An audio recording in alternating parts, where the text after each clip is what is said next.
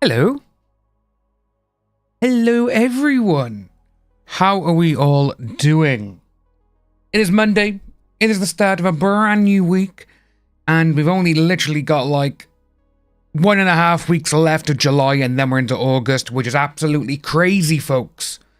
Absolutely crazy. But how is everyone doing? Got to turn that music down a bit. So how is everyone? Has everyone had a great couple of days? Everyone had a good, nice weekend? What did we all do on the weekend, folks? Just trying to get this microphone ready. How are we all doing? Yeah, I'd say I had a nice weekend. Sadly, I couldn't show you all what I actually did on the weekend. All I could show was a little tiny bit in the vlog yesterday because of copyright strikes. But I was at Cardiff Castle. And I will say, it was a brilliant day out. It was really fun. And like I say, let's have a little look-see, see if we got anything there. But yeah, so Cardiff Castle, over the weekend, we had, basically, it was like a mini festival, which was awesome. And like I say, we had a few things going on from there. We, like I say, who was first? Killer Lights, they were first. I had to think then. Literally had to think. Let's go on my channel by here. Hopefully. Oh, there we go. Experiencing interruptions? No, we are not.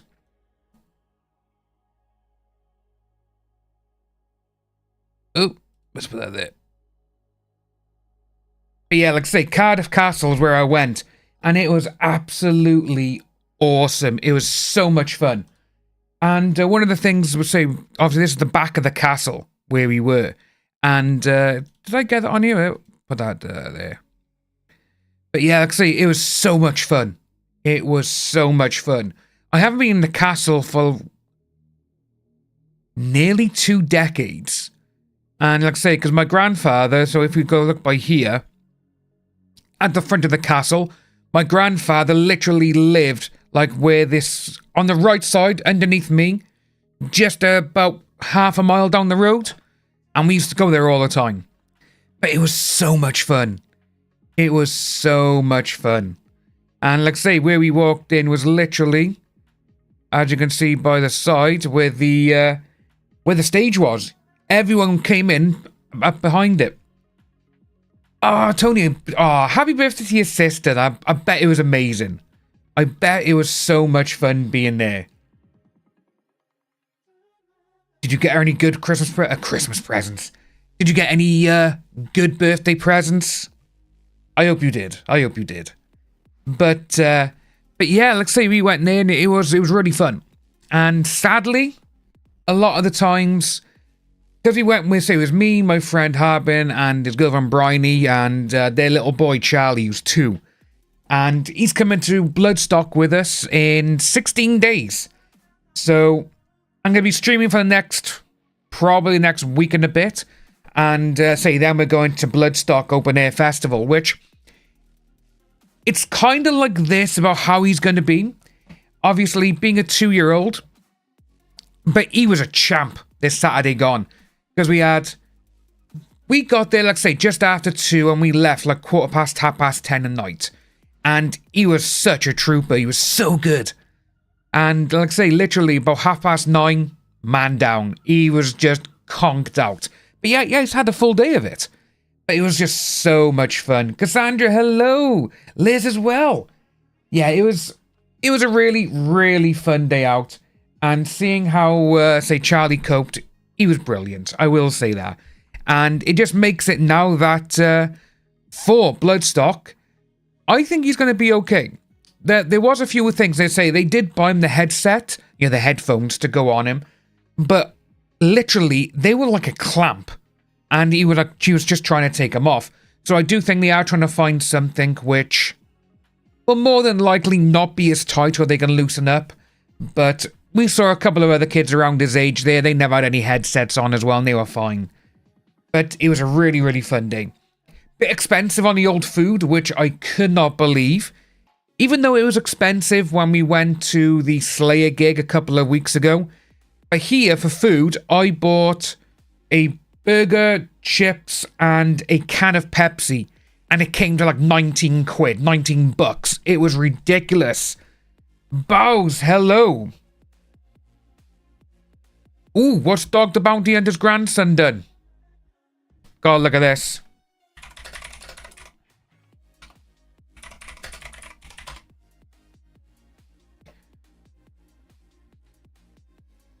Oh. Oh, yeah, oh.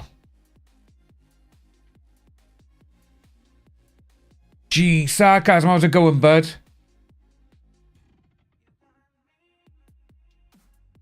That is sad and scary. Hey, Angel. Hey, sarcasm, how's it going, bud?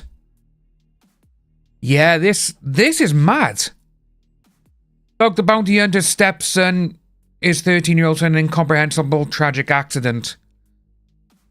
Dwayne's stepson, Gregory Zucker, who's the son of Chapman's wife, Francie, reportedly... Oh.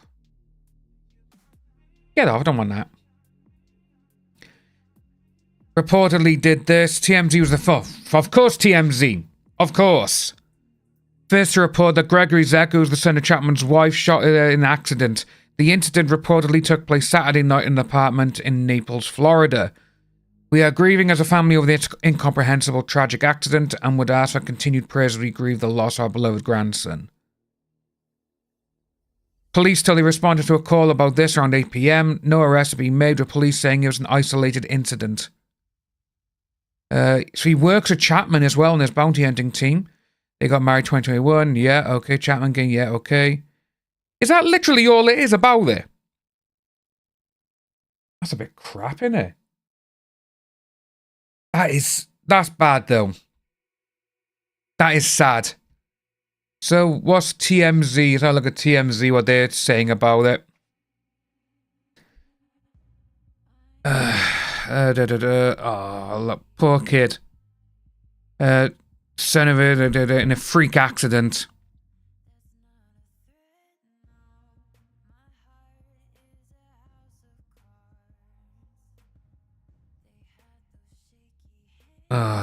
That's sad. That is sad. Not nice when you see things like this. Yeah, let's say that it is very simple, as it's pretty straightforward as well. It's sad to see because it's like what you're saying, Bowes, as well, with not practicing weapon safety. Like bloody hell, even I'm in the UK and I've never fired a proper one. Oh, I've got goals. Yeah, don't worry about that. Yeah. Yeah, it's sad to see. It really is. Especially when, like I say, it was a kid who got done for it. Oof, that's a bit much. Here we go. Yeah, it's sad to see. Sad to see when kids end up being the... Well, they are the innocent ones, aren't they, really? And that's what happens when certain things go on. But yeah, that's sad. It sucks. Because that kid as well now, you know, is being that age as well. It's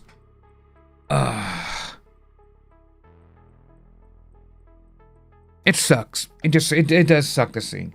But folks, we actually got something to look at. I'm going to show you first. We got a couple of videos, couple of like police chase, obviously, and all that. But there's one video and one article I want to show you first. So the first thing is we're going to just pause the music. We're going to pause that old music and put the volume up for you lovely people. And I don't know if you've seen this, but Disney have done a... oh, hello. Disney have done a animatronic of Walt Disney himself. And to be honest with you, the face... You can tell the face is on a robot, but the rest is absolutely insane. Absolutely crazy this is. Dreams that live on today for millions. So I thought I'd just show you this. But with all of that, when asked to name his greatest reward, Walt's reply was surprisingly humble. This is absolutely insane, I must admit. Just seeing this. I've been an been able to do this wonderful organization, and also to have the public appreciate and accept what I've done all these years. That is a great reward. But all individuals are different. I had a brother who I really envied because he was a mailman, but he was the one that had all the fun. He had himself a trailer, and he used to go off and go fishing, and he didn't worry about payrolls, heard story, he just had picture grocers or anything. It's absolutely mad, this is. He was the happy. I always said he's the... We've seen, obviously, animatronics with a lot of stuff. Like, I will say, it's, Bowser, yeah. It's, the Avatar world, or Avatar Land, whatever they call it, is absolutely incredible. And the animatronics that they use for the Avatar Land, they're mind-blowing. But I saw this, and you can see the face, you know? You can see the face there, but you can tell it's an animatronic. But there's one thing with this. If I just put my face over there and you just watch the body. Smart Disney. Alright, just watch the body. You know, I was stopped one day when It looks like it's a real human. Mickey Mouse. And I had to admit I do not draw anymore. That's the only thing. Think of all the jokes and ideas. No, I said I don't do that. Finally, he looked at me and said, Mr. Disney, just what do you do? It is so good, but obviously the face is absolutely rubbish. It's, to me, I think that you can tell the face is very robotic. You can tell that, you know, it's whatever. But the body movement is insane. To another and gather pollen and sort of stimulate everybody. I guess that's the job I do. It looks real. The body does that, you know, it's, a lot of satisfaction in developing and it's the way that, the way he sits down and he stands up, it's like, it's insane. But obviously the left leg doesn't really move. The way he got up off the table or the desk anyway. We're always exploring and experimenting. We're interested in doing things that are fun, in bringing pleasure and especially laughter to people. But I only hope that we never lose. But you see, you go by there. But we're going to pause it by there, going to stop it by there because it does go into a Disney music, and obviously I would get a copyright claim for that. But yeah, I saw that and I was like, that is absolutely insane. It really is. And I like it. But like I say, it's the face. And to be honest with you, I think why they don't do the face as realistic as they possibly could, because it will make people feel uncomfortable. That's what I think anyway. But, like I say, it's the way the body moves and gets up, and it's like, holy hell, you know? I would like to go and see it, but I'm not going to fly to America just to see that. And I think it's only available for a little bit as well, because it's, if we go down, so yeah, so it's an exclusive show created for the 70th anniversary of Disneyland. Which one's Disneyland and which one's Disney World?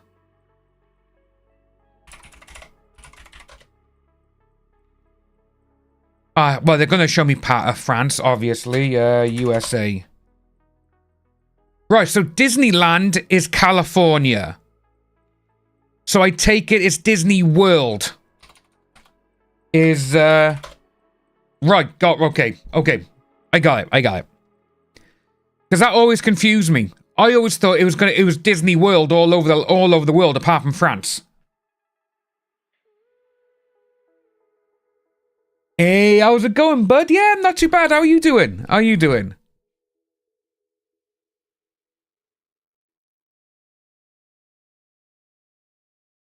What we got, Bows?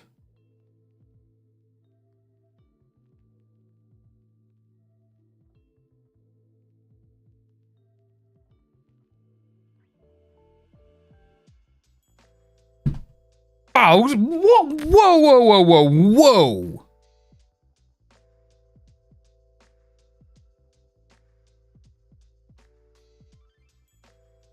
We're gonna look at that now, Bows. That is...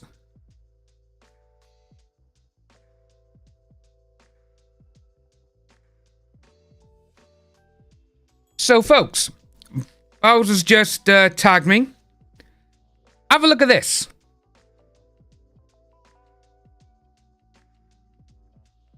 Alright, stop the music a moment. That is...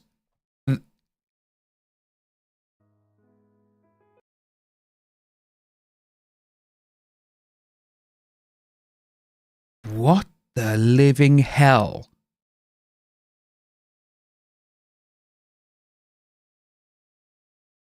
What? I literally have no idea what to say about this one. I have no idea. Why?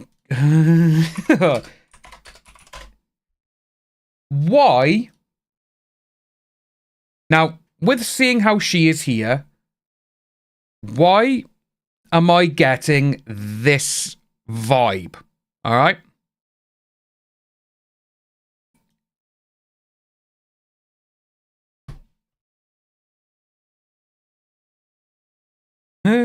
Why am I getting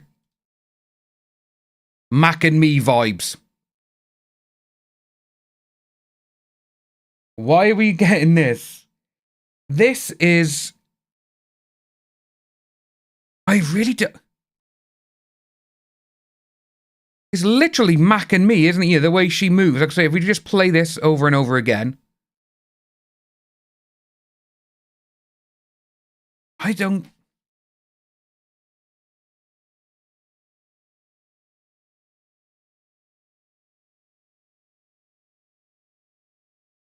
What is going on? Because I really...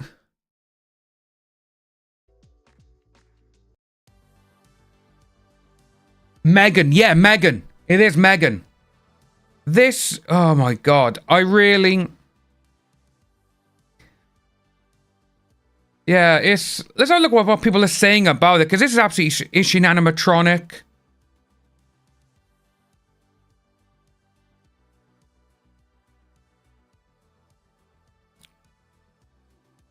Yeah, where's John Connor? Literally, it's scary. That is scary.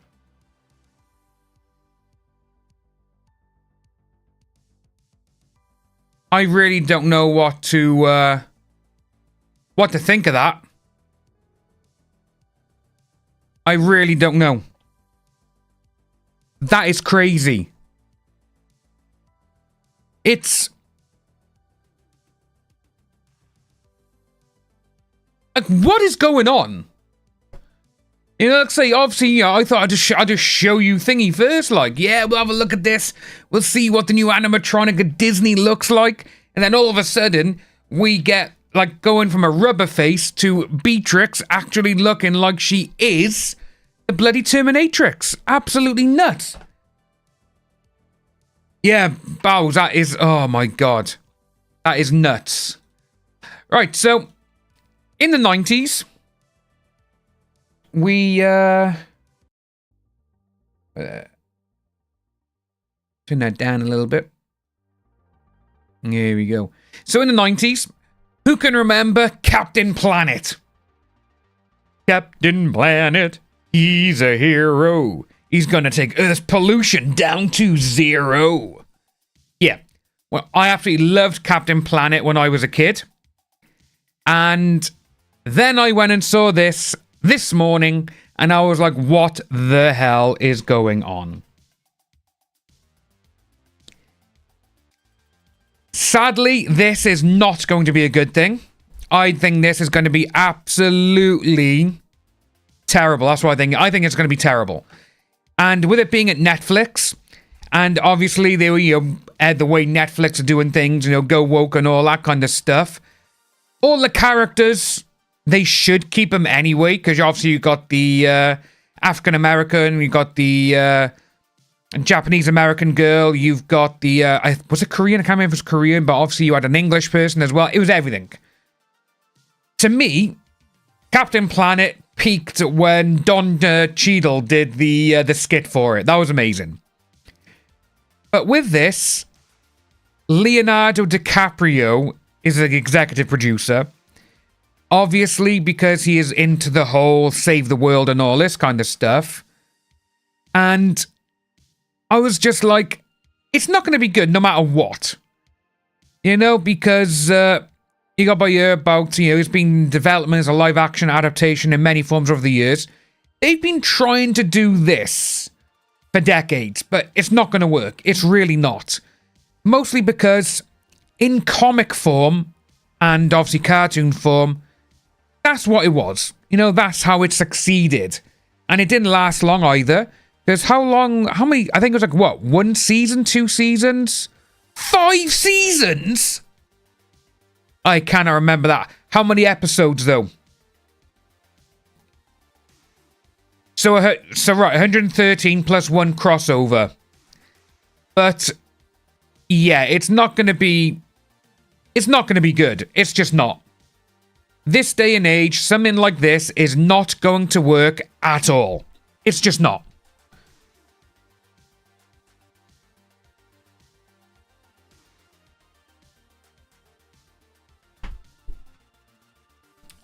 Oh, yeah, so we'll see. It's the way Captain Planet was, obviously, you know, is going to do, they were fighting pollution, crime, and all this kind of stuff. But then I see that, oh, sarcasm, I got something to show you about that. Oh, and it's annoyed me. It really has. Right. But yeah, with Captain Planet, it's not going to be, I don't think it's going to be good. I really don't. And that's coming from someone who likes the series. Again, I remember watching it and everything else. But then seeing that there, I'm like, it's not going to go well. It's just not. But with you mentioning Judge Dredd, they're making a brand new Judge Dredd movie. And first of all, I was like, oh, amazing. Then I saw that this guy's going to be directing it. Well, he is a one-hit wonder to me. Film-wise, I only like his Thor Ragnarok. Thor Love and Thunder was one of the biggest pile of crap I've ever seen. And to be honest with you, his TV series, What We Do in the Shadows, is not bad. But with him attached to it, yeah. And the worst part of it, hey, Gelf, the worst part about this... Where is it? Is that there? It's also meant to be a fun sci-fi blockbuster. To me, that shows it's not going to be like the last Dredd film with Karl Urban, which was incredible. I love that movie. And with these people involved, don't get me wrong, Drew Pearce, he is a good writer. Rogue Nation, he also wrote Iron Man 3. And he wrote a TV series here in the UK about superheroes on their off day, which is great. But seeing this, having them say, oh, it's going to be a fun sci-fi blockbuster, they're going to get rid of everything. There's going to be no violence. There's going to be no dark humor like the comics. It's just not going to work. It's going to be another Stallone one, isn't it? You know? You know what, Bows? My uncle loves the Stallone one. For me, I do love the Karl Urban Dredd. I think it's incredible. I love it. I do like the Stallone one, don't get me wrong, because it's fun, and to be honest with you, I absolutely love Rob Schneider. I think Rob Schneider is so funny. But they did have Mean Machine and all them. That part of the family when they're out in the waste world was awesome. I want an entire film like that. And have the dark judges, obviously, and all this kind of stuff. But you can't... It's not going to be a dark blockbuster, you know? Like, because you got Waititi attached to it. And to be honest with you, he's not exactly that great on stuff, is he?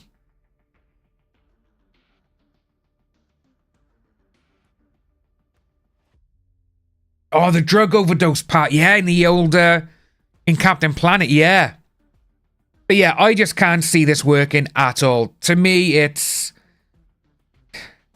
just not going to be it. And if they have Dredd take his helmet off, no, that's not Dredd, you know? It's sad to see, though. It really is. And just when they're like, oh yeah, I'm going to do a big, fun sci-fi blockbuster, then that's not going to be Dredd. It's really not. When you want a dark, brooding, violent comic book movie, you would think something like Dredd or Berserker with Keanu Reeves and all that kind of stuff. That's what you would want. It's sarcasm. You are right with that. So if you can remember, he made a film. Oh bloody hell! Jojo Rabbit, where the kid's got an imaginary friend, and the imaginary friend is Adolf Hitler. And don't get me wrong, it's not a bad movie. It's funny in places.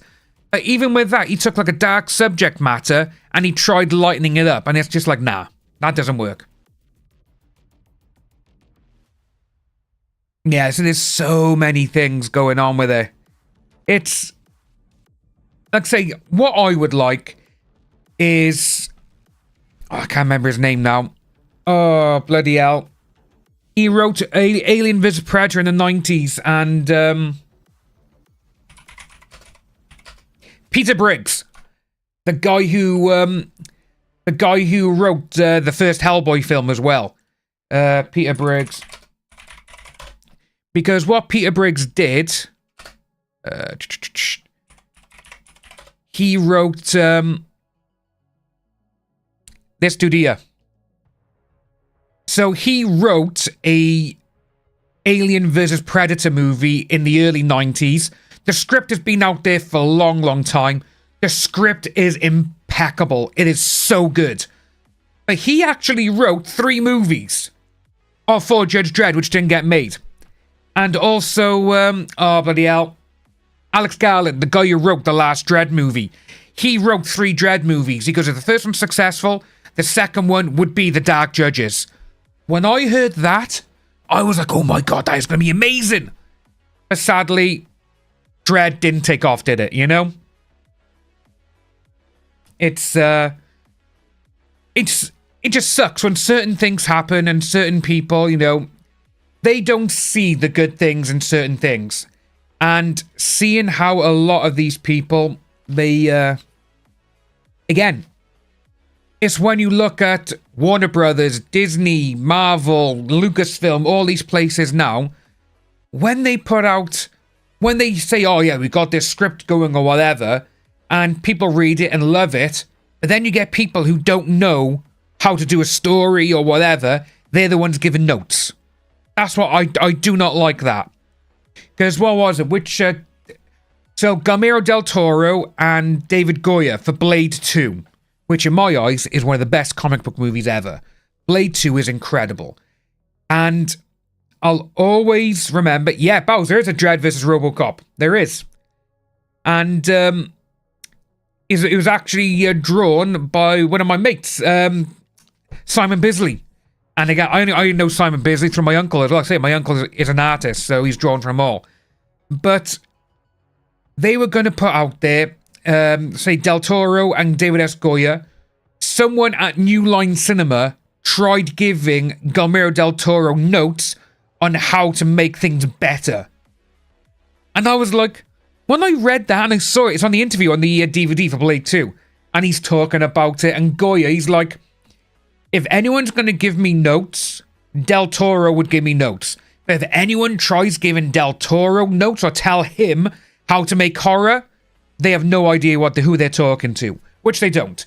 Del Toro is one of my faves ever. I absolutely love Del Toro.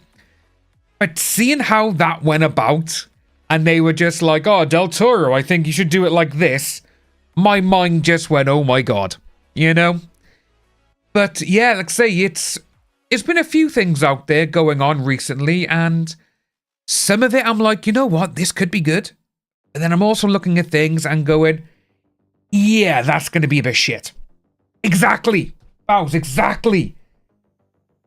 Blade 3. So, with Blade Trinity, you can tell that was made to be an offshoot for Ryan Reynolds and Jessica Biel, for their characters. Because obviously there's a deleted scene and an ending where they go and take out werewolves and all this. You can tell that was made just for them. And it's not a Blade movie in my eyes. which kind of sucks because it had some great set pieces, but set pieces don't make a movie, does it? And also Wesley Snipes, according to a lot of people, was a bit antsy, I think is the best word to describe it, when he was on set. And he's actually said himself that he was a complete and utter dickhead to work with. I'll always remember that when he did Stallone's Expendables 3.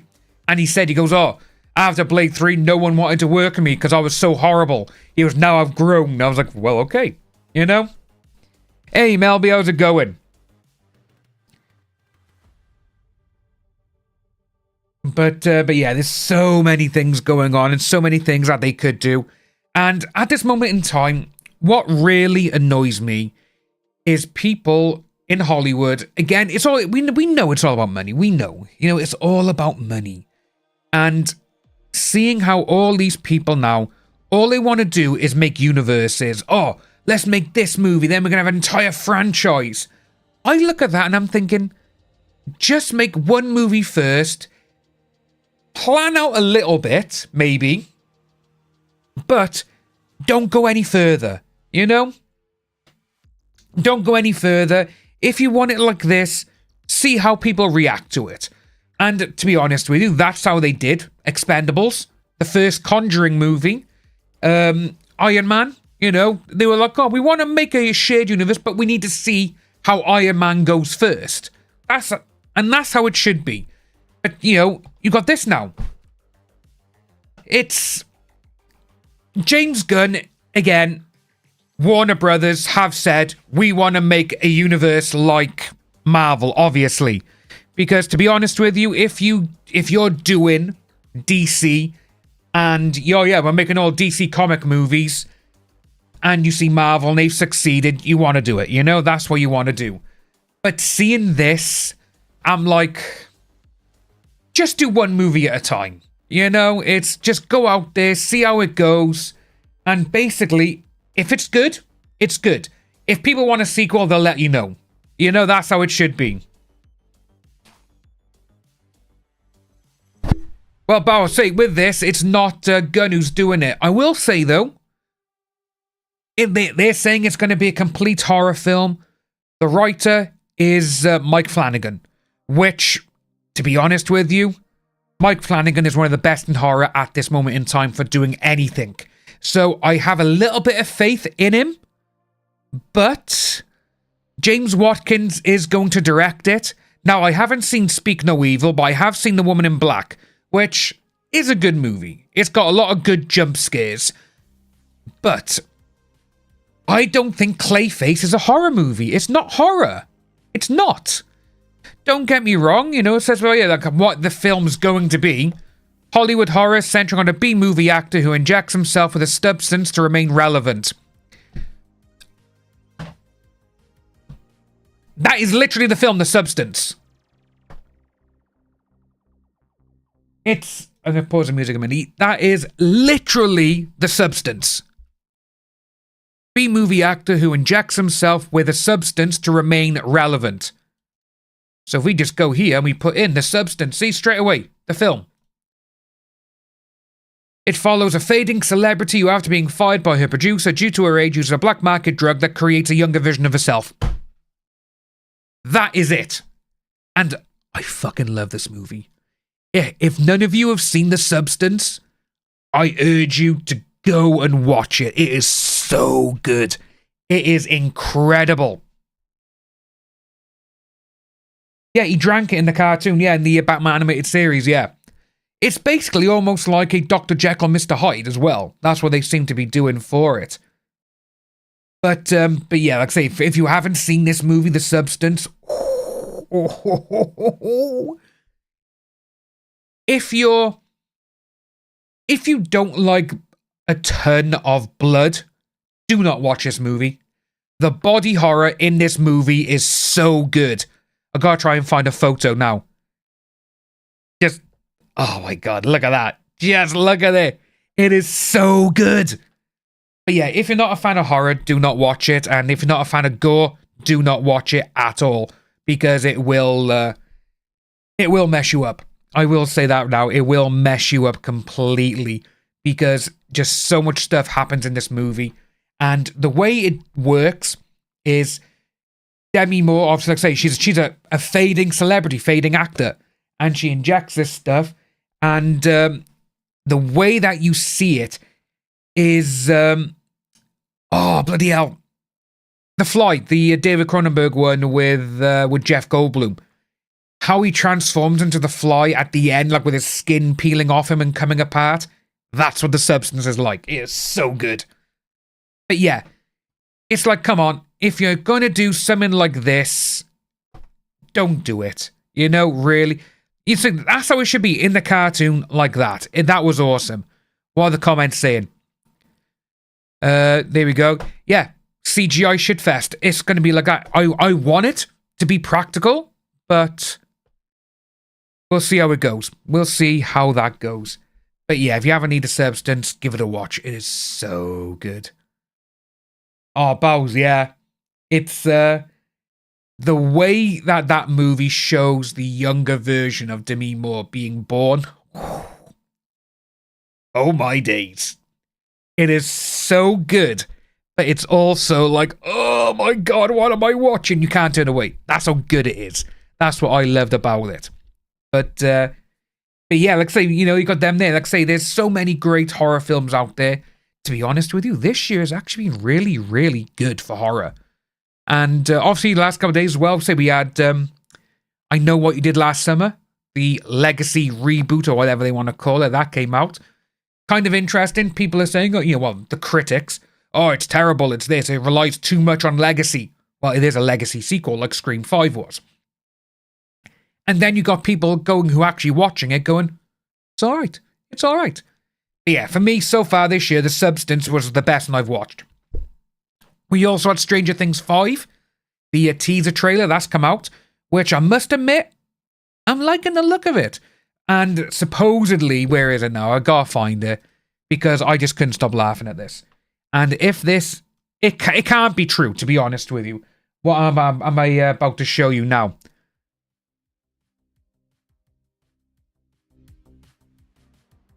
Alright, there we go. So, I saw Stranger... Obviously, rumours. And it was a little bit stupid, what I saw. Where is it? Rumoured. Is it on there? Right. So, this is supposedly the runtime of each episode of Stranger Things Season 5. I can't see each episode being that long. I can't. Ah, Tony, The Exorcist is one of my favourite all-time horrors. Yeah, I see this, and I'm like... Each episode is not going to be a movie. You know, I do think this is a little bit far-fetched. Don't get me wrong, episode 8, the very last episode, 3 hours, that could be it. But all the others, I don't think so. I think it's too far-fetched with this. But then you had the Duffer Brothers. Supposedly, they've said a few things about it, about how long the season will be. There's currently no confirmation about Stranger Things episode will be. That said, several hints on the cast and crew have been shared along the way. The Duffer Brothers often update and revealed they had captured over 650 hours of footage. That's mad. So needless to say, this is our biggest and most ambitious season yet. It's like 8 blockbuster... Ooh. 8 blockbuster movies. And obviously, these are ones that have come out. 8, and they all are... But I can't see it being this long, can you?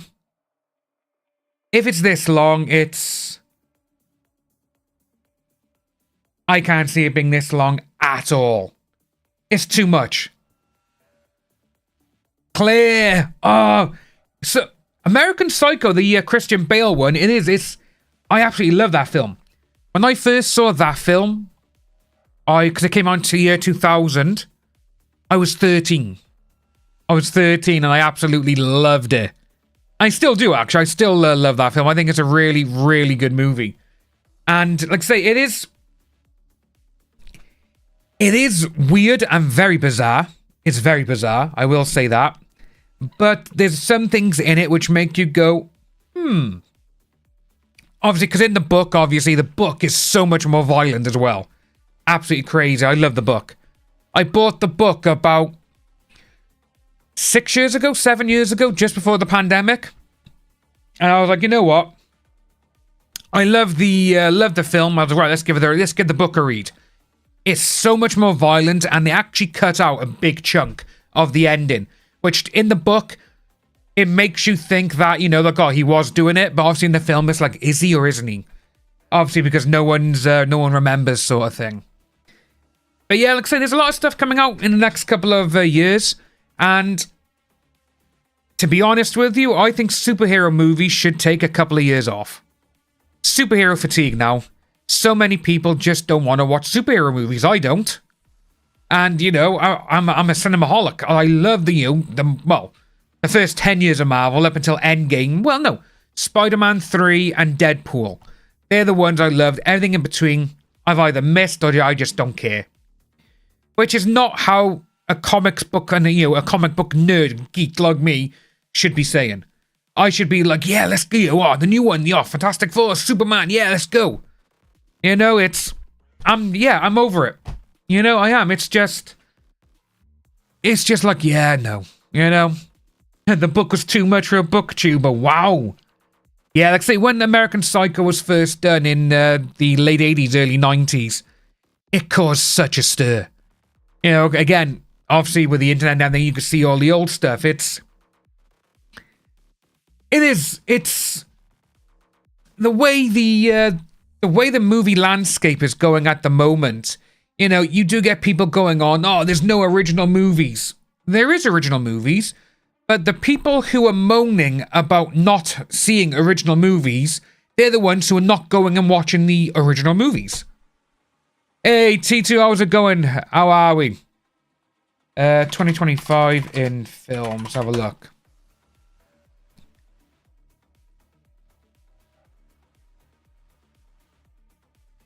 And to be honest with you, like say, if you look at these, like action films and everything else that are coming out. So, I still haven't seen The Amateur yet, but it's getting good reviews. The Ritual, so I watched this the other day, and The Ritual is it's the tale of one of the original, and it's the most documented case of a possessed girl. And it's absolutely incredible. I actually really enjoyed the film.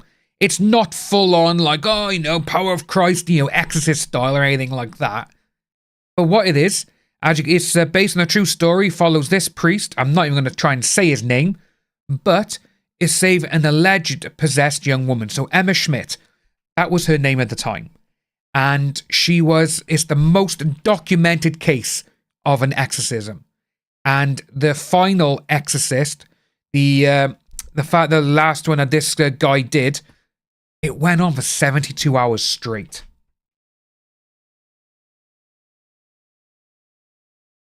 Well, no, Bows, if it's an original movie, they're the ones that are not going for that way, saying you should do this or you should do that. It's the mainstream movies that are doing it. It's like Mickey 17, brilliant film, brilliant. Didn't get any love. It didn't. But again, no, this day and age, the way movie theatre, movie studios are, we'll just take all these IPs that we got where people have given us billions of dollars, but you know what? We're going to change this person to this person. It's now going to be gender swapped. Everyone's going to be this, everyone's going to be that. And that's the one that turns people off. It is them. This is why this year a lot of the big movies haven't done well. For me, at this moment in time, the only big movie I've seen and loved this year is Mission Impossible 8. That is it. But again, no, Tom Cruise knows the audience. He's like, my audience wants to see action and me doing stupid stunts. That's it. But say, with this one here, The Ritual, it's, like I say, it is good. There's some things about it where, so it's not that one, it's the Al Pacino one, because Al Pacino plays the priest. And it is a good film, but it's more psychological than what the ending of the original Exorcist is. That's probably the best way to describe it. But yeah, this woman here, there's Anna Eklund. She is the woman who, say, demonic possession and exorcism occurred over several decades. And, like I say, she was born in the 1800s. And, say, March 23rd, 1882. And the first case of supposed exorcisms for her was around that time, in her teenage years, which is absolutely nuts.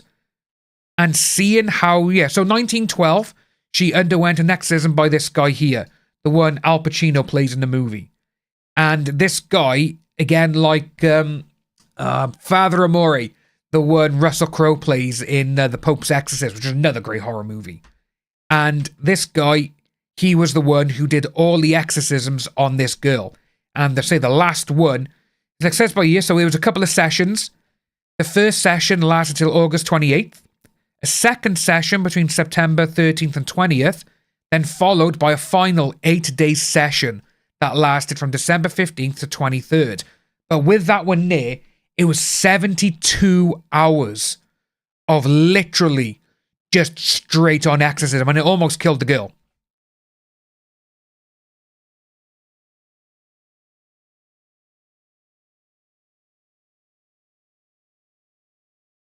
Now, see, Bows, you're just literally lumping in there now. Oh, this for this. I think you're wrong with that. I really do. Because original does mean a lot of stuff. You can't say original doesn't mean shit. You've got what you like, which is understandable. You know, you can enjoy what you like, mate. Everyone can. But saying original doesn't mean shit, nah, come on. That is a stupid take, even for you. Because you normally have great takes on most things. But, let's say, original horror films, great. You know, original action movies, great. You know, you don't really get a lot of originals. Like, say, by here, if we go back to, where is it? These movies here. The Monkey, one too bad. The Ritual, I say, I enjoyed that. I haven't seen the Head of State yet. Until Dawn, they just ruined the video game. Say, Mickey 17, brilliant. Flight Risk, like that. What else we got? Havoc. I enjoyed the shit out of that, mostly because it was filmed in my hometown. You got Popular 2025, we got by year. So you got a few others here. But I see. Popeye the Sailor Man. So Slayer Man, I haven't seen that one yet. But all I want is great action movies to come out, good horror movies, and literally just let the superhero movie have a couple of years off. Just let it go. That's what they need to do. Because superhero movies, at this moment in time, they're just, again, they're only making them because of money. That's literally it. Because of how much money that people paid in the past. But in the past, though, the films are good. That's it. Like I say, I saw an article with Kevin Feige. And he was saying about going forward, he goes, we're going to do less budgets. We're going to do less things. Literally, he should have started I don't know why he changed. From 2019 up until now, it's just shite. You know, it's just, again, it's all about money. We know this. It's all about money. Disney probably said, if you make us a couple of billion, we'll give you so much more money. That's probably what happened there. But seeing how superheroes went from a 10-year high, and even if we just do Marvel alone, Marvel, again, they had some shitty films, but Captain America, the Winter Soldier, I have no idea why they went a completely different way for the other films then, because the Winter Soldier is the best Marvel film done. To me, that is just, it's not a superhero film, it's a superhero film second or third, you know? What's this? Oh, Electric Boost. And the way that they decided to start going a bit more campier towards certain things, it was like, nah, I don't think that's right. You shouldn't be doing it like that. And when they got to Infinity War, great. Endgame, good movie. But then they just decided to go, you know what? We're going to give these movies, which multi-hundreds of $1 million, to people who've only made 1 or 2 movies. That's where they started going wrong. Then they started having people make these films who literally made a movie or wrote a movie which didn't do too well. But that is because Disney want to control everything. Perfect example is Indiana Jones. That movie should never have been made. Number whatever the last one was.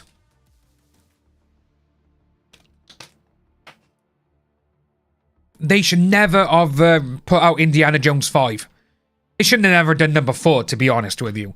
Number 3 was the best send-off they could have done.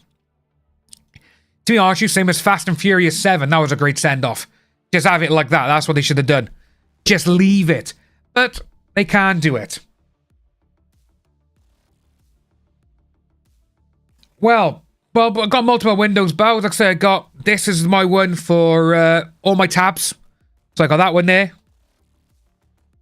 But then, obviously, in the middle by here, I got my YouTube, and I got my Kick chat, and I got my OBS, and I got over here emails and everything else. But yeah, there's a lot of stuff going on. It's just really annoying. They just need to stop superhero films for about 3 to 4 years.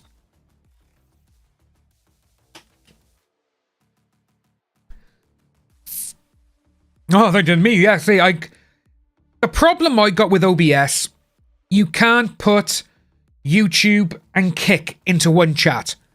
You could do it with your Twitch and YouTube.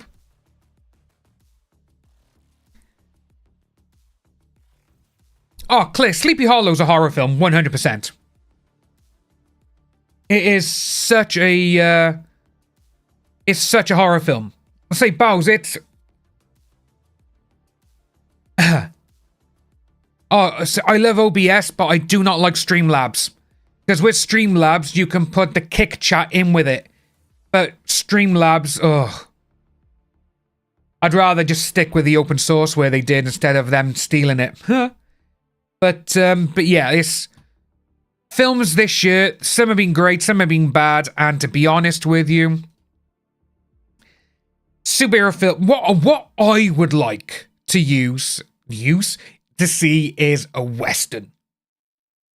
Westerns haven't been around for such a long time.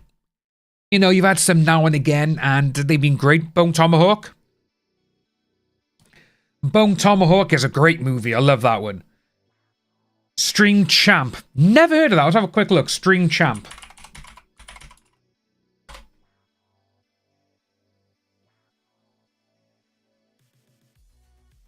You can even get it for Apple devices. Okay.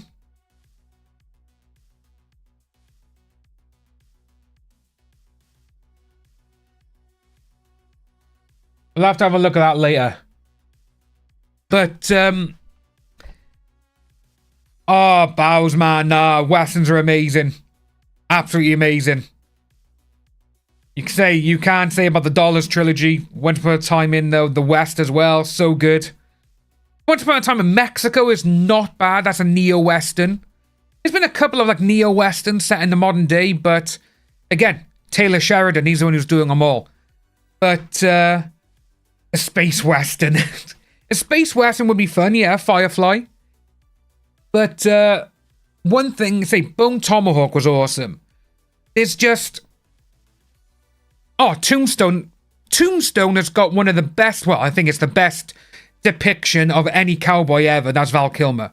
Val Kilmer ruled that movie as Doc Holliday. He was so good.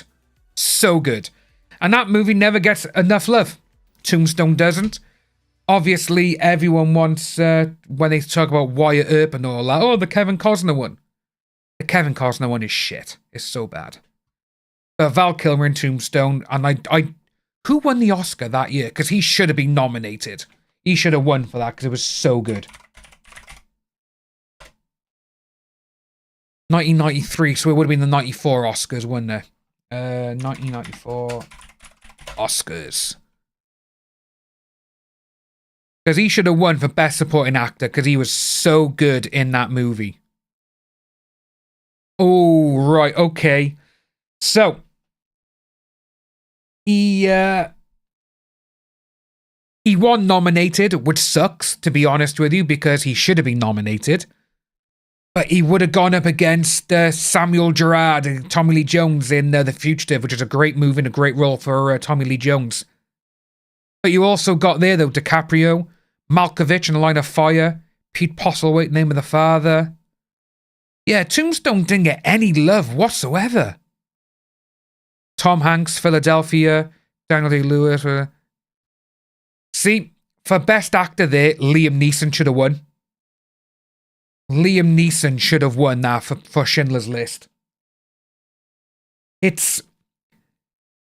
Oh, see... Tombstone should have... Boy, did Tombstone get anything? So, Best Picture. See, Schindler's List. Schindler's List for directing as well. Fugitive, Name of the Father, Piano, Remains of the Day. Same this.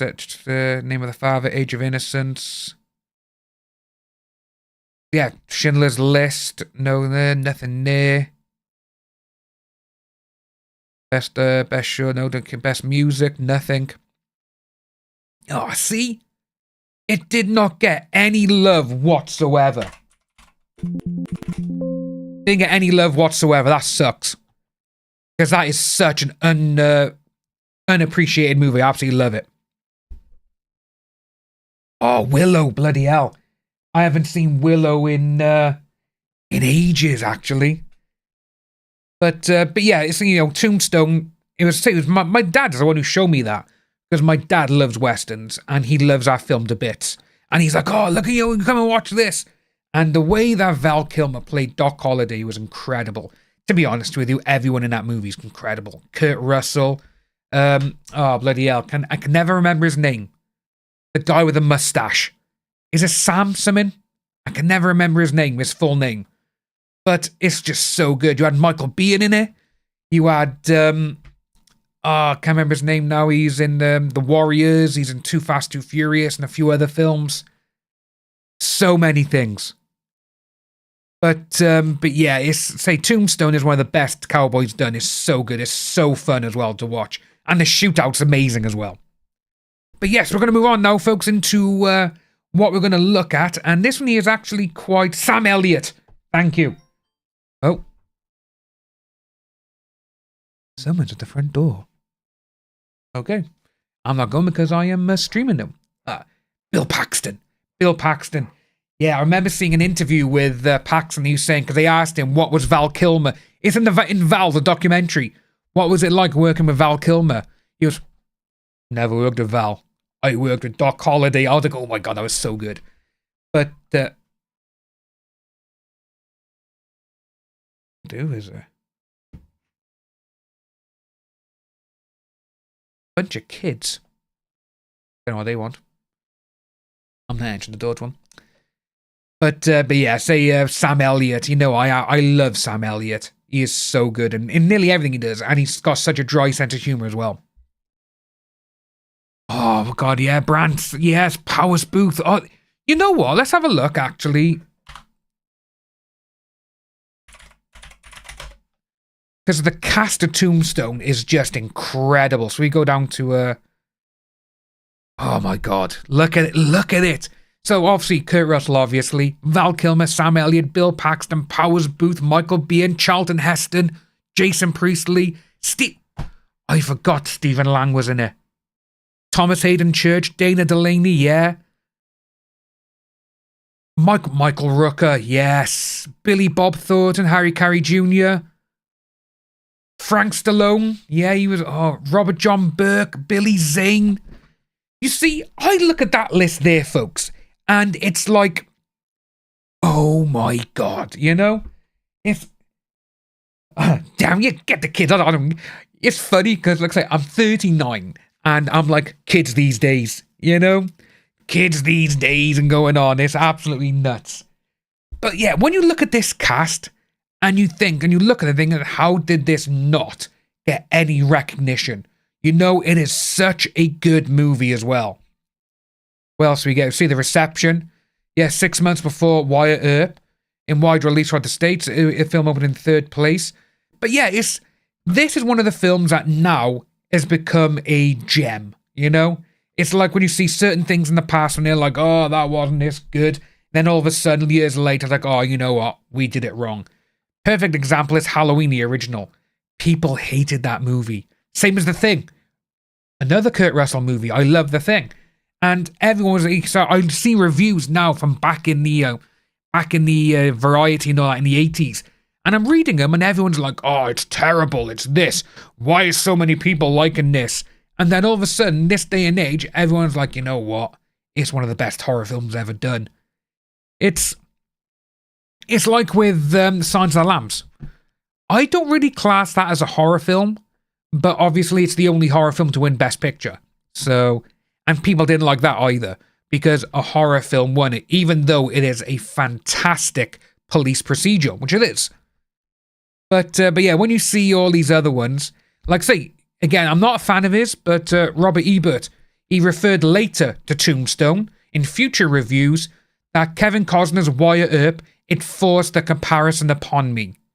And he singled out Val Kilmer's portrayal as the definitive saloon cowboy of our time, which it is. Val Kilmer was so good. So good.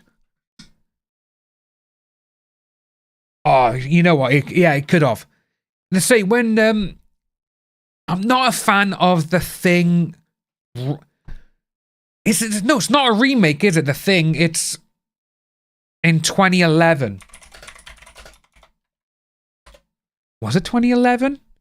Yeah, like because when before this came out, everyone was like, "Oh my god, they're remaking The Thing," and I was like, straight away, nope, they can't do it. But it turns out it's a prequel to The Thing.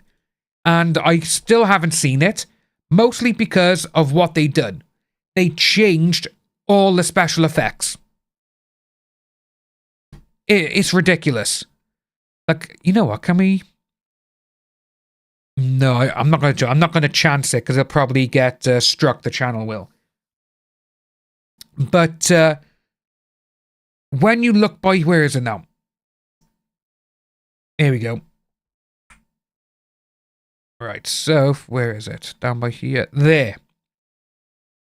That one there with the camera. That was all done in camera. That was brilliant, you know? But then they decide to change it all to CGI, which ruined the movie. There we go. Look at that now. So... Oh, where is it? You can tell that's CGI in the middle. That is CGI, and they literally got rid of the practical effects. And the practical effects is a documentary on YouTube about it, and it's mind-blowing what they changed, and it's sad because they had you see, The Thing in the 80s was amazing. Look at just look at that. That is absolutely incredible, you know?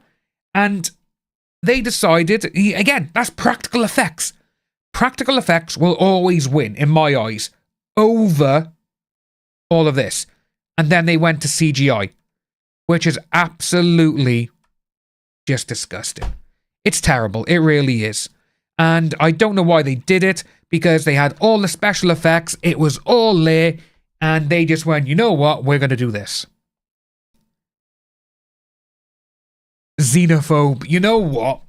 That's more than likely from the Asylum, that production company.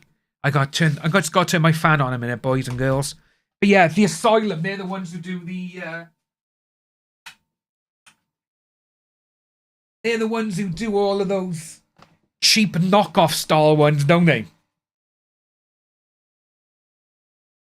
Yeah, so you know, I say, what was the one I remember seeing? Life Force from Tobe Hooper, the guy who wrote and directed the Texas Chainsaw Massacre movies. Life Force was so good, but again, it was literally a rip-off, you know? But yes, it's CGI can be great. To be honest with you, CGI for me peaked with Pirates of the Caribbean 2 with Davy Jones and his crew. Then it just went, right, we need to get this film out quickly, you got to do this. And it started ruining it because everyone was rushing. But yes, so what we got by here now? An entitled mother takes cops on a multi-county chase. Now, this is actually one of the things that Baus put into the Discord, and I saw this on another one of those videos, which we will... Yes, let's get this up ready. We will be getting a few things here. As I say, this is the Discord, which I will put a link into. But... Like I say, we got a few here which we will be looking at. This one by here, the hot glue one, I'm going to look at that because I saw it the other day. And I was like, holy hell. But yeah, guys, this is what we're doing, alright? So, Baus and Sarcasm are in there. And Gelf, they're putting a lot of stuff into it, which is great. Like I say, this is where we can put all our stuff that we can watch. You know, videos with each other and everything else. Like that one there. That one is kind of scary. Because it does ring true with a lot of stuff. But yeah, we got them by there. But now, say, we're going to look at this one here. And I don't understand when you see things like, you know, this title here. It literally told me, like, oh my god. You know, this mother, why? You know? But I'm hoping for Tazen. On January 3rd, 2025, an officer with the Findlay Police Department in Ohio was dispatched to the Dick's Sporting Goods in reference to a retail theft. What started as a simple call later involved officers from at least 3 different departments and a determined civilian who caught everyone by surprise. Oh, absolutely nuts. Hopefully this will be good. Lady walk out with 2 of our bog bags with products stuck into them. Okay. Here's my video of her. Yeah, she put them in, obviously you can see her putting them in the trunk of her car. I just saw you walk out of my store with 2 bog bags filled with stuff. Can you get me at least a price on the bags? Yeah. Oh, that's 170. It's got dark tinted windows on it. It was silver Honda. So... Yeah, it might be behind me. There's one behind me right now. We're just coming up 170 to, just for the bags. And she thought it would be a good idea to go and do this.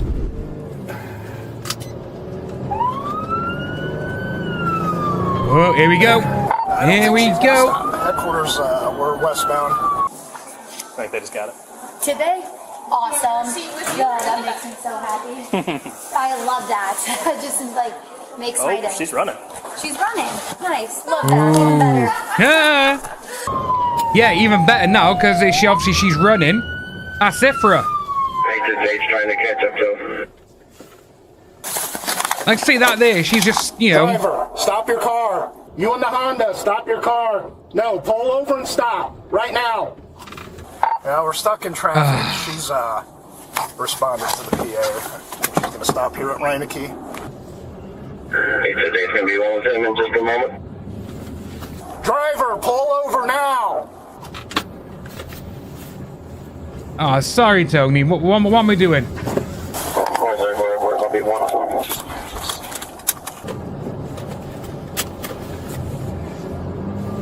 Yeah, she's not pulling over. We're coming up to 75 now. Shara with Elvis Dan. I'll have a look in a minute. For assistance.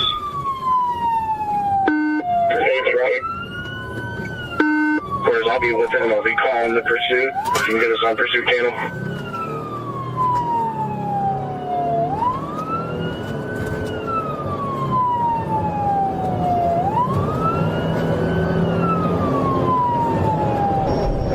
Speeds are 105, still middle lane.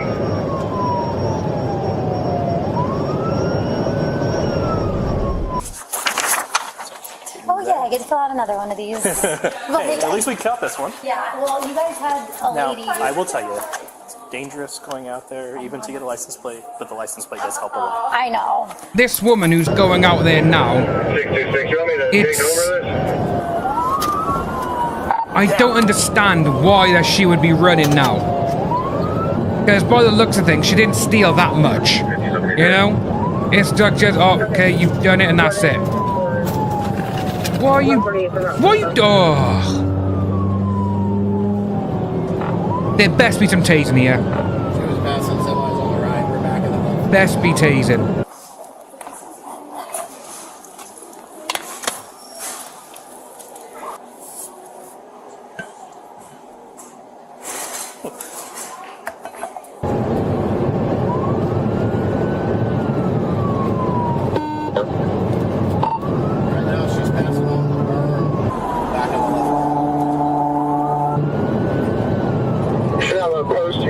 Jumping in here with you, sir, 868. We're just past the 173 northbound, passing on the berm again. Traffic's doing an excellent job of yielding to me moving, so I'm pretty much able to stay in the lane. Even if for some reason they call it off and they let her go, the license plate does come back to her. So I could tell by the video you took that it was her from her DMV picture. So they may call it off if it gets too dangerous in 75. Okay. But we got her either way, so we'll charge her. Okay. Okay. Wonderful. Thank you. Appreciate it. Yep.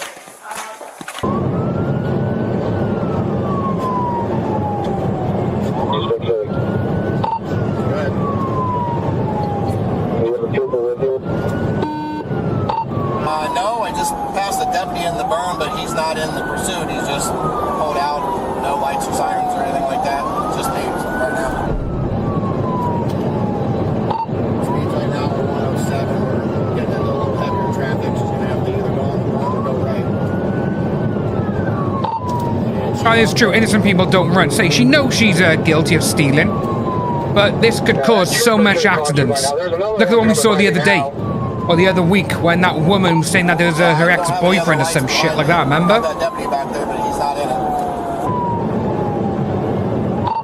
Middle lanes, the 181. Just went underneath the overpass here.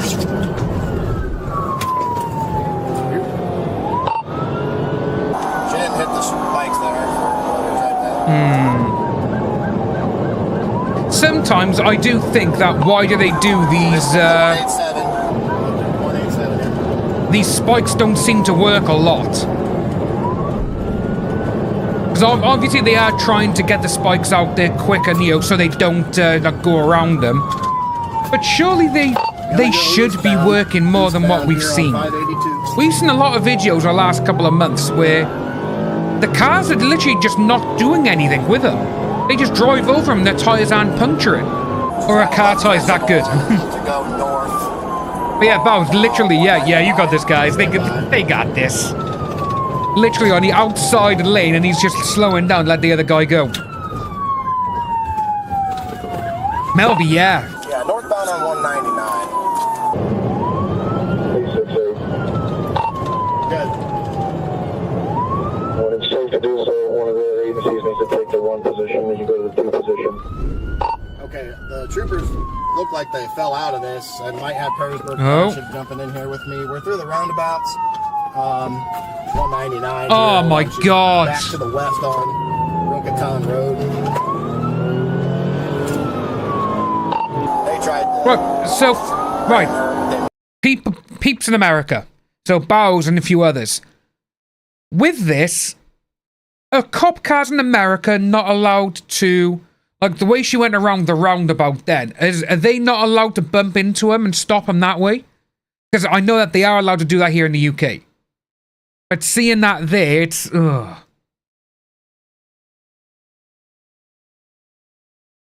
Run flat tires, yeah.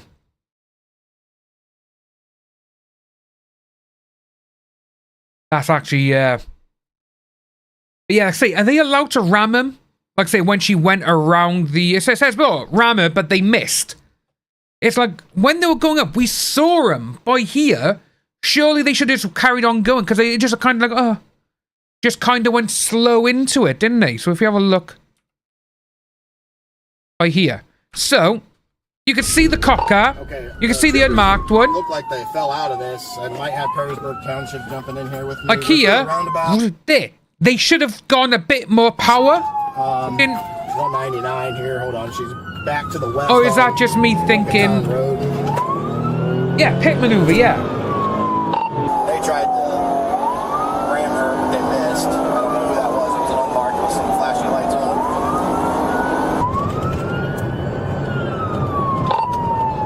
Like I say, for me, seeing that there, then it was. We are eastbound. I'm going to move chat off the screen a minute, okay? And have a look. Right, it's a police chase, yeah? Watch what she does.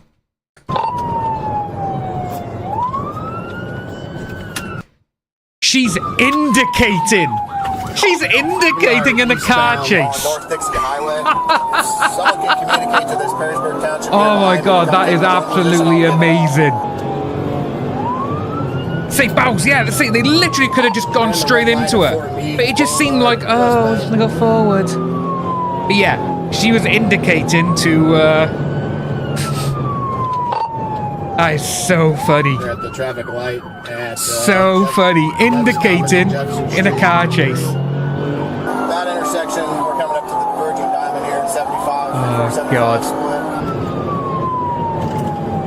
Officers, I'm going this way. We're gonna get back on 475. Oh my, that's amazing.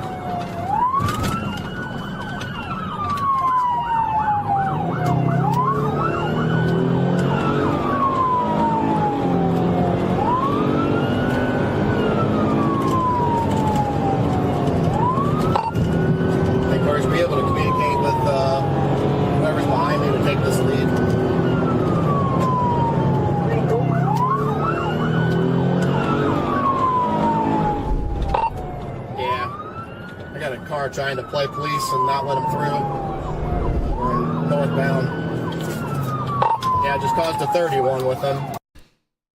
4911 rammed them. What happened there? Oh, I must have mute on ready. They kept going.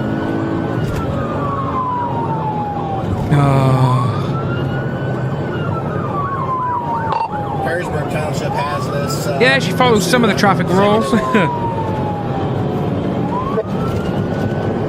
Oh, God. That is actually really funny seeing her using the indicating turn, the turn signal. We're still northbound, traffic's light. Oh, God.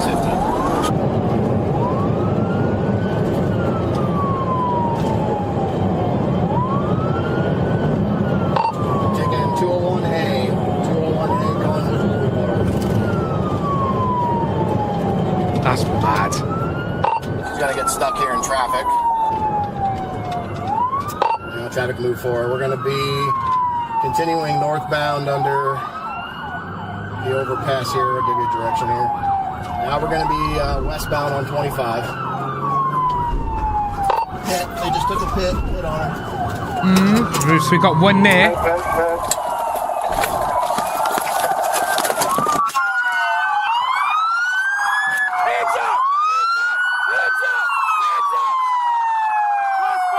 About bloody time.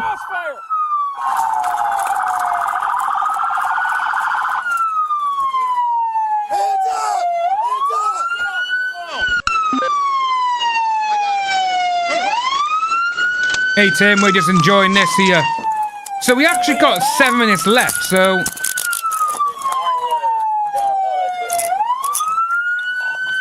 Look at her with her phone in her hand as well. It's...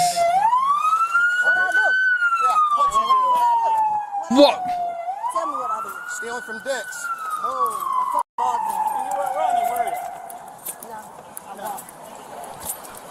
Wow. Ball bag. $100 ball bag. Yeah, faster than OJ. All for what? Yeah, a couple $100. Thank you guys. What a silly, silly girl.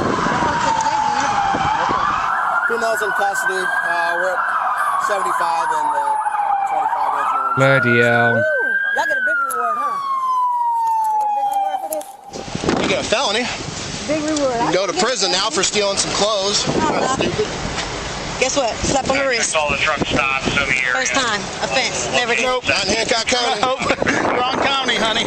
You're not in Lucas County anymore. Wow. See, this is what annoys me. Wrecked my new car. This is what annoys me. She's just there, not gonna do anything, it's gonna be a slap on the wrist, It's like, what the hell, you know? Oh, Bowles, yeah, I think she is mixed, yeah.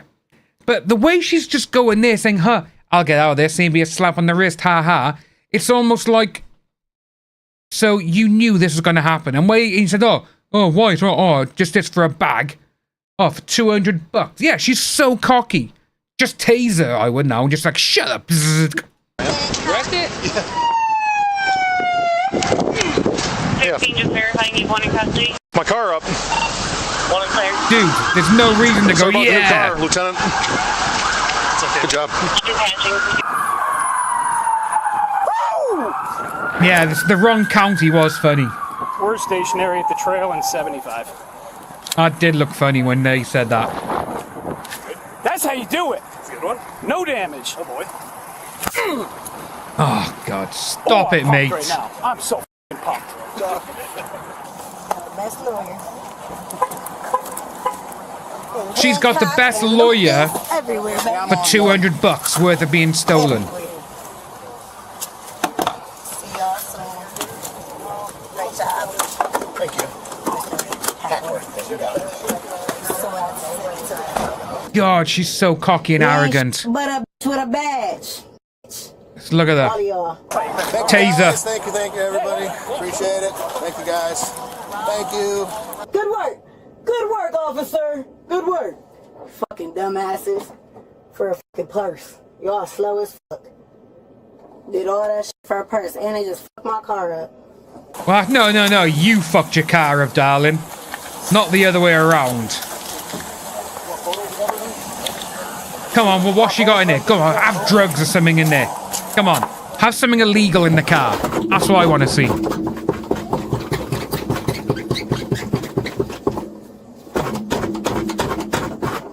Yeah, Bo, so I'm with Branson. I've never understood why different counties have different laws for you and all that kind of stuff. Open the door.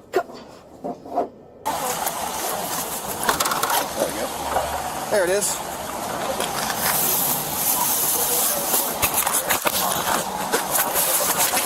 Pictures.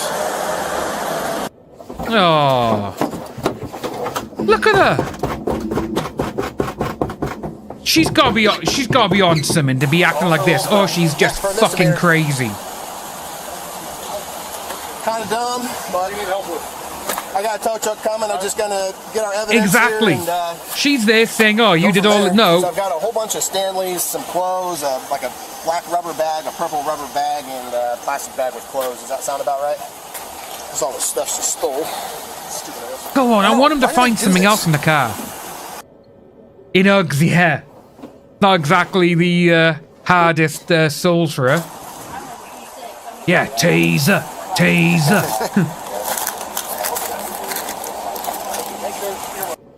And he keep touching my motherfucking wallet like you about to touch my money. Oh my God, you haven't got any money, darling. Money? You ain't got any money if you're stealing. What's wrong with y'all? Fucking pigs. Let's take my phone off the hood, please. Oh yeah, we'll get there. You're not getting it though. So. Yeah. I just want to call and make sure my baby. No. That's it. If you would have stopped in Finley, and we would have wrote you a court date, and you would have left, and then you could have called your dad or your baby dad and your daughter. How Finley works. No. Sorry. And now what's happening? You got a to felony. Perrysburg, and then I'm like, Perrysburg, so I was like, let me get this thing, Oh my God. It's terrible excuses. All right, but no, you're not going to use your phone anytime soon. So sit tight, enjoy the Well, I had a newborn baby. I just need. Can you? Oh my no. Let me tell you something. It's the way that they feel again. Okay, the title. Entitled. Myself, all these officers, all the citizens out there, and then you're worried about your little baby. You could have said, take care of him like a good mom. I am. Peace. Yeah, go on, copper. Look at her. She didn't like that, see? No one tells me, Fuck you, you silly woman. Tear your motherfucking shit up. Y'all lucky. Yeah. They all think... Damn.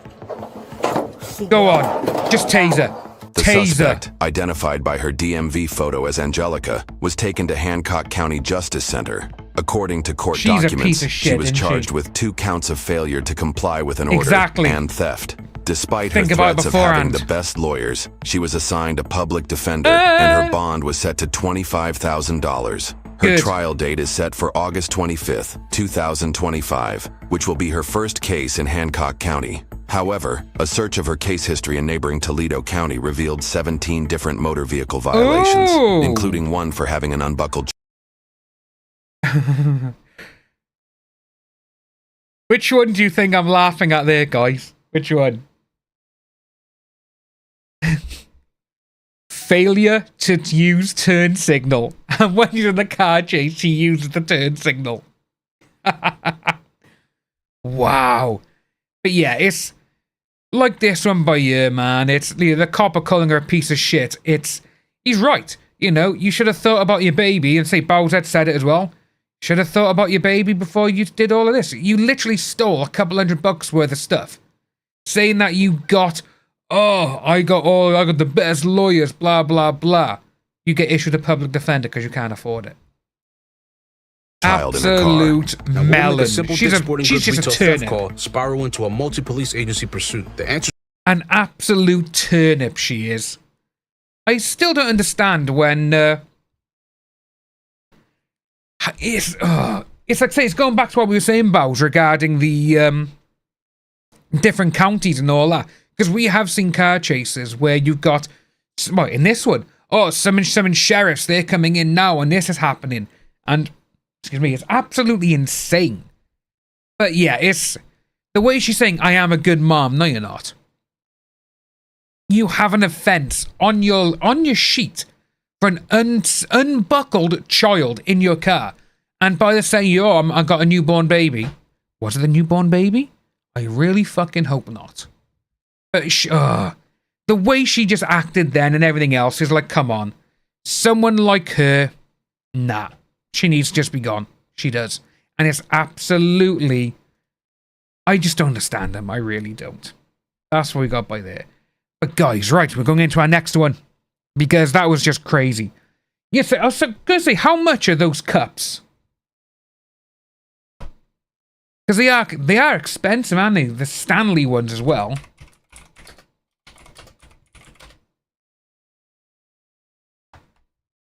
Oh, wow. Well, over here in the UK, they're like £45. So $45 or $40 on Amazon. Because she had a lot there, didn't she? She had quite a number of them. Ugh. Silly woman. Yeah, like I say, I got my one from Temu. And to be honest with you, it was like $5, $6, and it's perfect. Keeps everything nice and chilled. But yeah, like I say, now we're going to look at another one here, which this is an interesting one, and by the looks of things, it actually is a sad one as well. When police keep finding more bodies. So we are going to put a little bit of a warning here, folks, for this. So obviously this could be upsetting, so we're going to go straight into it. Fire en route for a vehicle on fire. Be advised that the vehicle hit a fuel truck, possibly a vehicle. Dispatch, contact a quick trip and get everybody out of there as far away as possible. Ooh. Jeez. It's so bad. I'm an EMT. 6 George, if you want to contact I pulled all of them off the vehicle. We got them all out of the vehicle. Yeah, let's say I bought mine from Temu. It's been awesome. They need the ambulance and we leave that girl's gonna die. Any tires out and nobody's in the vehicle? Alright. Why? Like, we dragged everybody out of the car. Yeah, we got everybody out. Oh shit! Is there a fuel station? Like girls when we say they're all like super down. Can anyone? Oh. All in this one? Yeah. We took them all out of the vehicle. It was on fire. Jeez. Another thing as well, Bowles, have you noticed that on Kick, your stuff is almost instant coming up instead of like YouTube is a bloody everything hurts? 10-second, 20-second delay, I think, something like that. Sandbar, did we check this vehicle out here? Is anybody in it? No, we got everybody out. She seems to be the worst. Is everyone talking? Is he talking? Jeez, so many. Not much. Yes, they're coming. Dude, it was so loud. And that car there, nobody's been to that car. Can you hear me? Hey, EMS, nobody's been over there. I still have to check, all right? That car. Jeez. Anyone in that car? That's scary, isn't it? We don't know. I just saw that car. The delay for YouTube is ridiculous. 5K. Like I say, yours has instantly come up. Everyone is out of this vehicle that's in the road. Officials know of 2 vehicles involved in the crash. Jeez. Civilians pulled out numerous individuals from this vehicle, where all but one appear to be unconscious. The other vehicle is 100 feet away in the median with no visible occupants. Confirm that we have... They're by a cemetery too. We don't have somebody stumbling around or taking off. I need another unit to come to the scene. We got 6, 7, 8 people running around here. 4 patients, 2 of them are pretty critical. Jesus Christ. Engine 8, pull the line. Pull the line. I was walking out and there's this giant crash and nobody's attended to that. Are all of you witnesses or you saw the accident? Well, it's glad to see that they say that's it, but I was like this closed off. Where's your car at? My car's parked on the street now. Okay, just go back in your car and just stay over there. We'll come find you a little bit. You guys want us to stay around? Yeah. Okay. So if you just head back that way and we can't have you standing around here. So, yep. Over by Dauphin Street, there's 3 people standing by the stop sign. Bloody hell. Hey, what happened? I just explored. So we pulled up. No, okay. So see where that semi thingy, gas thing is? Yeah. We pulled up right there. Okay. I just heard boom, and all the lights go dark. That guy ran. The guy that was pumping gas, he ran because obviously he's pumping gas. They were so close to crashing into him. This vehicle luckily avoided catastrophic circumstances, having crashed just feet away from an unloading fuel tanker. I was dropping and scared the shit out of me because I had the vapor hose exposed. But now I just saw the body coming across, man, and I told everybody to get away because, obviously I'm dropping fuel. That was really bad. The car was on fire. The car was on fire. So, Bowles, if it's shorted out, that's it. Everything gets shut down. Bystanders told the officer they legitimately knocked on the fire department's door to report the vehicle on fire at the gas station. No Fortunately, way. the fire department was right next door. Oh. We really thought that the car hit the tank. Wow. Like, I would have pulled up. Maddie, what the f***? And I'm so mad at you for running into the bathroom. See, I seen the tanker there. Holy hell. I like him up because in case it blew up or something. So they were drinking and driving for sure. There's no fucking way in hell, dude. That was fucking down. Oh. let's just get their names and we can get them out of here. Is anyone able to take off my shoe? We'll leave that there for a second. Okay. Can you imagine how much more deadly that could have been? Sir. Either way. Hey, this one was driving. 6 Roach, can I get some more officers up there? Possibly 3 PMV right now. What do you say? 6 Roach, just confirm you said 3 PMV. He was agonal breathing when I pulled up. I got no pulse on him. Oh. 3 PMV? Hey, watch these lines, man. Come right behind. Jesus Christ. Sanborn's been making contact with them. Is he breathing? Yeah, he's good. Who's this cat? Who are these guys? Need help holding him? Should I start CPR? Melvin's not, he's not lonely over there. We got a few other people. We got a few other chatters as well. I guess I'll just start anyways. Max, he was real agonal breathing when I showed up right away. I don't know. He's conscious and talking now. Okay. He's fine. I'll move me over here. You check her where there's no pulse. Yeah, I don't know if we're doing anything with him. Just start on this one. He didn't have a pulse. Jesus, it's scary, isn't it? Yeah. Do we have a defib? He had agonal breathing before. Okay. What's going on here? Dude, who are you in relation to all this? I was in the Quick Trip gas station. Why are you coming out to me on Hobbs? Whoa. Okay. Dude. Did you see anything? No.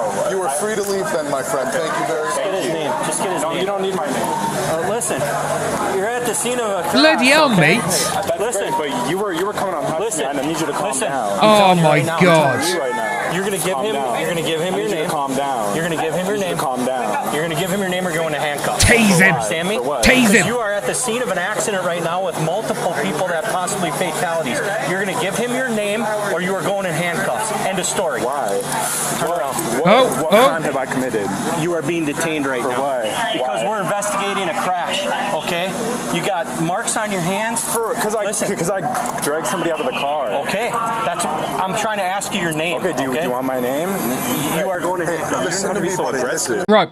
This guy here, say, because he didn't come on hot. The cop was like, obviously, we need your name. What's your name? Well, the other guy, he goes, oh, give me your name. Like, no, we don't. He's safe. You're free to go. But with this guy here now, with him just saying, stop it, calm down.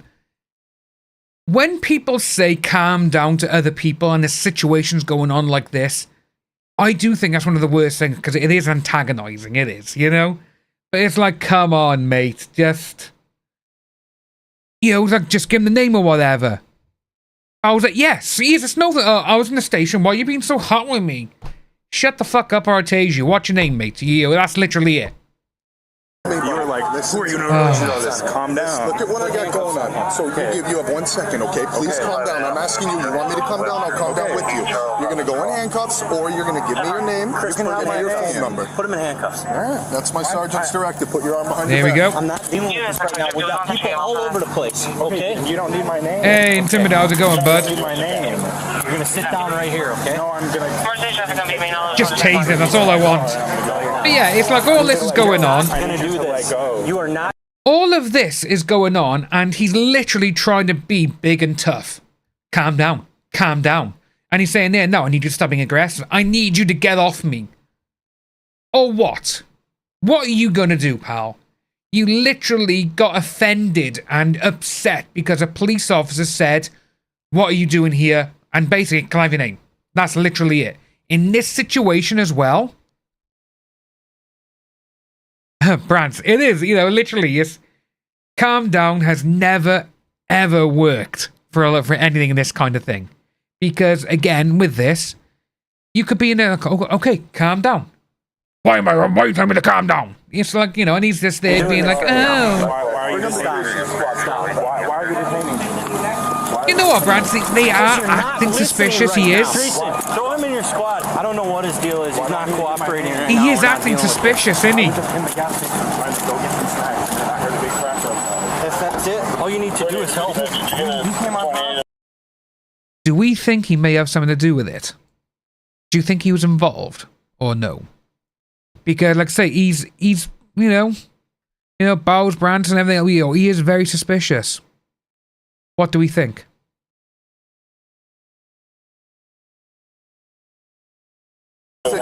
Some suspects do return to the scene of the crime just to like be like, oh yeah, it's not them sort of thing, to try and blend in. Watch your head, please. You came on hot with me. Move your feet in. Oh. Because I said so. Now he's in the back of the car. He's like, oh my god, no. Damn, that's what I get for helping. It's clear. The f***? But y'all have bigger things to worry about. This is fucking ridiculous. I got shops on St. Joseph and We need to know, is there anybody in that car? I'll go check. I don't see. Watch the wires go on. Jeez, look at that car. That is destroyed. Nobody's in that car. It's clear. I saw So it. someone got... I came out and heard it, and the people, I was dragging them out. I got what? Right. We're going to go back a little bit. We're going to look at this a minute. Obviously, someone's jumped out of the car, yeah? You know, they've been saved by the airbags everywhere. Let's go back to the guy in the car, alright? I don't know why. It could just be a shadow. But does it look like he has a bleeding nose? Damn. Does that look like a bleeding nose, or does he just have a shadow? That's what I get for helping. Because if that is a bleeding nose, maybe he's the one in the car. He's the one who jumped out. It's... Can I zoom in? No, can't zoom in. But yeah, he's got a bleeding nose. Because I say two very distinct black lines there. Yeah, it could be a nose ring. You know, it's just the way it looks. Oops, excuse me. Could be a sign. Yeah, concussion. Yeah. Yes, they said about the marks on his hands and arms. What? Yeah, because I pulled someone out of a car.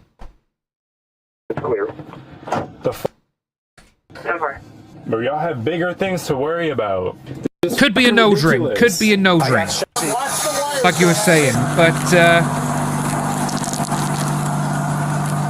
I got no one here. Nobody's in that car. It's clear. I saw it. You saw it all? I came out and heard it, and the people, I was dragging them out of the car. Try to relax. Stay calm as you can. Are you with him? Yeah. Okay. Did you see who came out? If anybody came out of that car? No, that's the driver of that car. And you guys arrested the other guy. We don't know 100%. No, the other guy you guys arrested just now. Oh! But they did take him under arrest. Yeah. Who did? The driver. Oh, they got somebody over there. Yeah, the guy that was the driver of that car. Of that car? He was! He was! The driver of this car. We told everybody else. Okay. Okay. Dispatch, copy 2 more plates that are just on scene. Oh my! Holy fuck!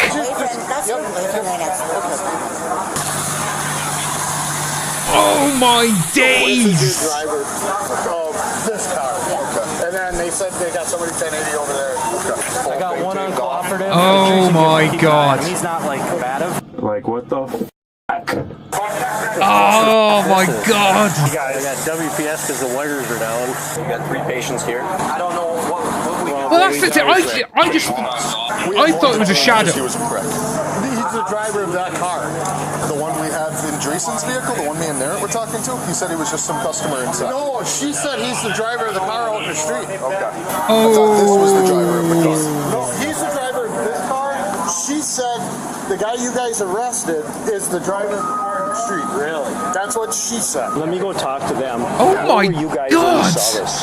I was sitting right here, and I was walking out of the door. And then So- turned around and it went dark. This woman now who they're talking to, the one who said, "Oh, you've arrested the guy of the other car," she is EMT. She is a ambulance lady. Wow. So she's going to be like obviously in a state or whatever, because obviously under duress and whatever they need to stay calm. And with this, no, you got him over there. Holy shit. And I'm like, oh my god, and he's like, The power went out, and I heard long bangs, and I got her because she's EMS. Pretty sure that. Wow. I was a paramedic in the airport, so Yeah, it was lights loud. went It was out. so loud, but the whole car was on fire. And the dude that was driving the car of the other car came out and was like, he's arrested now. That's the guy that we just told. We think. Yeah, it was him. A lot of shit going on. No, that was the guy that was driving the other make sure car. you got the right. That is The mad dude though, that isn't was it? on the ground right here was the Exactly, driver of that Cassandra. car. Was he Acting ejected? like You guys that. We pulled them out. We pulled everybody out. Jason, stay with him. Stay with him? Yeah, And the way he's acting, I possibly need to driving calm down. another Me, vehicle. you're the reason. I'm gonna sue the f out of y'all. So, we'll go back to the. Does he look a little bit under, under the influence? Because if he was in the other car, again, it could be under the influence, or he, I'm going to sue you all. Why? He does look it, doesn't he? He looks it. They said they pulled 6 people out of this car, and they saw that guy get out of that car. Bro, let me out of this f***ing car. Bro, let me out. We're trying to figure out what's going on, man. I didn't, bro. Okay. Were you driving or what? No. My car is that blue Buick. Blue Buick? Yeah, sitting right there next to that truck. I came. What's your license plate? I don't know my license plate. My keys are in my pocket though. If you click the little button, it's gonna go to it. My phone and my wallet are inside the Quick Trip. I pulled in to get some snacks. I walk in. 2 seconds later, the power goes out. I turn around. There's sparks. I rush outside because I'm like, what's going on? There's a car crash. I pulled them out, and then now I'm being detained because they were trying to be like, well, what are you doing here? And I'm like, no, calm down. They never asked you this. They wanted to know what was going on. That guy obviously was shady right from the get-go. That's why I threw him in. I would like to go home. Yeah. And shower the chemicals off of me from the car. My arm's actually burning. No, they're Can I not, still get mate. my phone and my wallet. Not yet, sir. Don't want that locked in the Quick Trip. We have all the roads shut down. He's a little bit too much now, isn't he? He's like,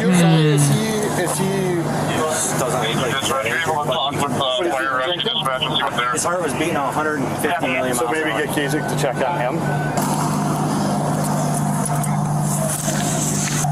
Check and see if that dude in the back of your squad is missing a left shoe. I got a gray and purple left shoe sitting here in the driver's seat. It's a Jordan. That came off of the gentleman with the black side. Right, the squirrely guy. Can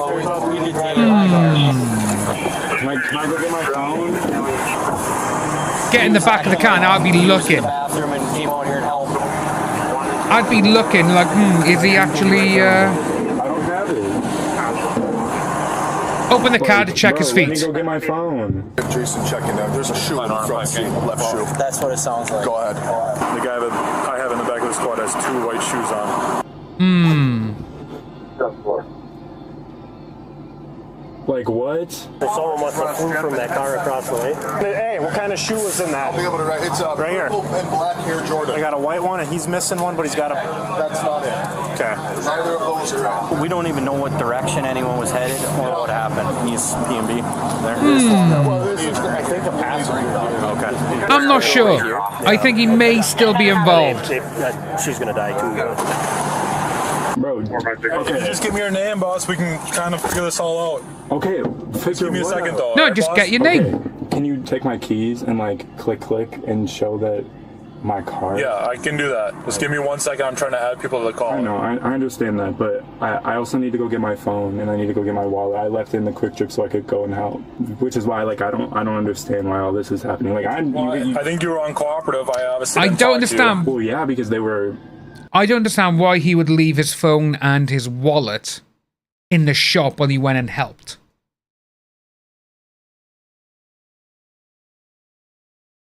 It's a little bit weird. It's a little bit more. Like I say, I'm still convinced he's involved. I'm still convinced. Mostly because of the way he's been acting. He's a little bit too shady and all this kind of stuff. But I thought he was the driver of the crash car. I really did. But obviously now, though, again, he could have swapped shoes. He could have swapped shoes. Like, what are you doing here? What's your relation to all this? Whoa, calm down. Obviously, I'm already in shock. That's your problem, mate. I should have dragged somebody out of a car. You know what I mean? Literally, the lady in the black truck, or I don't know if it's the lady in the black truck, but somebody in the dress can literally vouch for me. I ran inside to go get water to put the car out. Okay. He was a driver of this vehicle. Yep. So they said. No, I think that's what it was. And then the guy came out. Well, he was already out. He goes, oh my God, like, I think they hit him because he did not seem, he was in pajama pants. And but anyways, he put his hands up right away. He's like, it was like one dude in that car and he was helping, he was trying to help.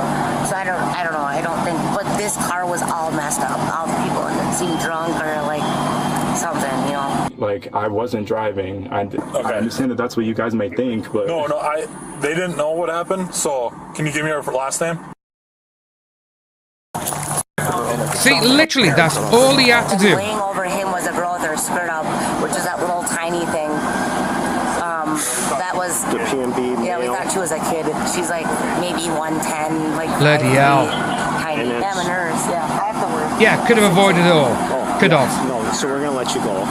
Oh, it just exploded. Yeah.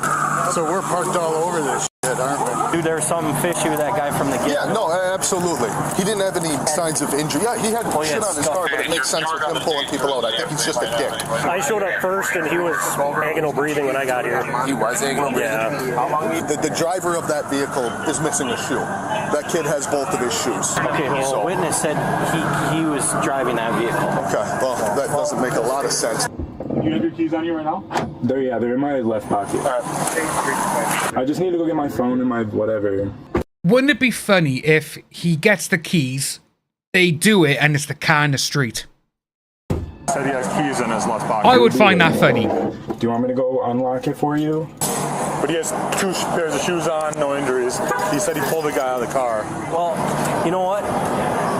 When we got people laying all over, I tried telling him 50 times, like, dude, what's your involvement in this? Like, and he's like, I don't have to give you my name. Like, I ain't playing that game. Like, what the Whatever you do, though, do not let him go until we confirm that he was not driving. Fucking ridiculous, bro. The guy that was out here must have been in that other car. Because she just said talking, you know. That far guy was? I mean, I'm not saying that can't happen, especially if he was drinking too or something. It may have been one of those. There's a lot of stuff going on with this, you know. Drinking and they just found each other. Did you see me lock my car? Oh, really? Yeah, that was me locking my car. My Sarge told me to hold on you until we can find the driver, but if this is your car right here. What? No, okay. I want to say he was wearing. Yeah, no, that's your car. I get it. No.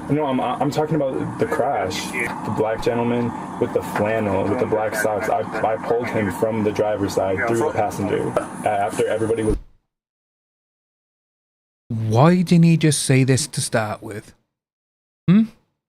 This could have all been avoided. Yeah, Bowles, you know what? The way he looks, he probably is on a bit of a munchy high. And with him saying now, oh, the guy with the black guy with the flannel shirt, why didn't he say that at the start? It could have all been avoided. He's the one driving that car. That's what he should have said. Telling other people, I was like, there's still somebody in here. So I pulled him out of the driver's seat. Would you provide a written statement?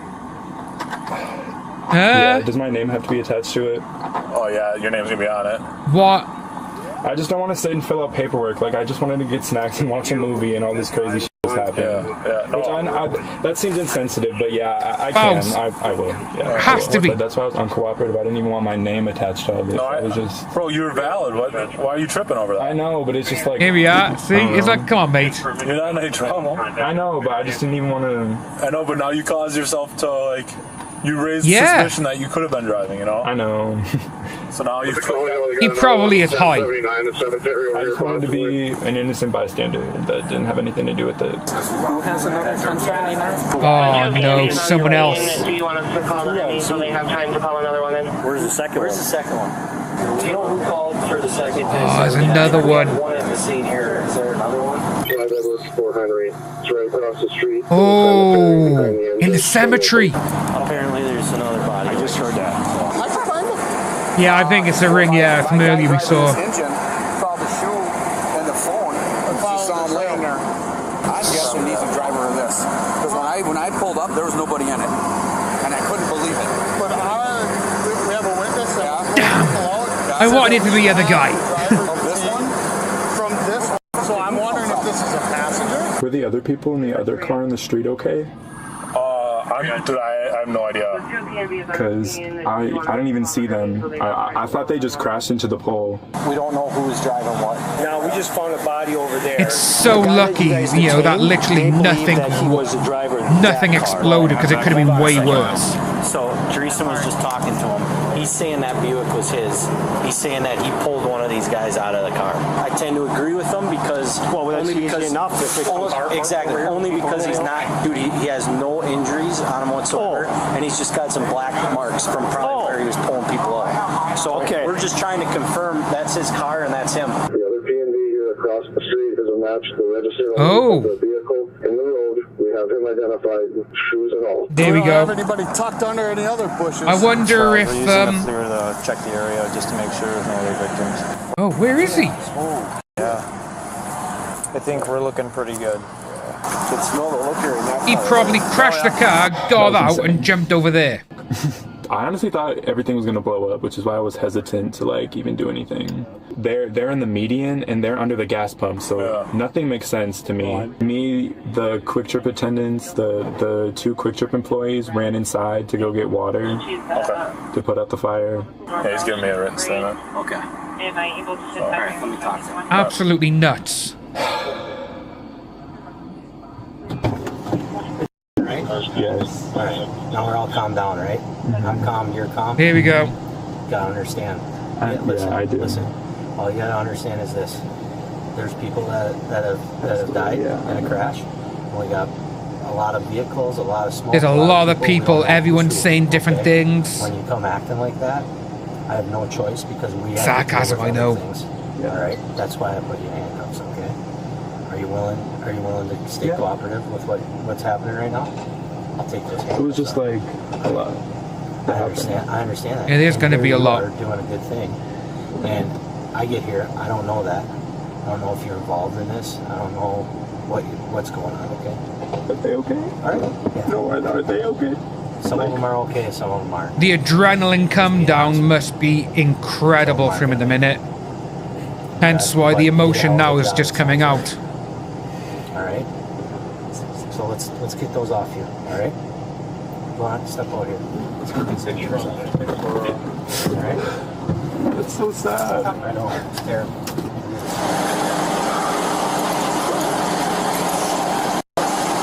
Thank you. All right. I'll have the deputy roll the window down a little bit, okay? So you get some air. Thank you.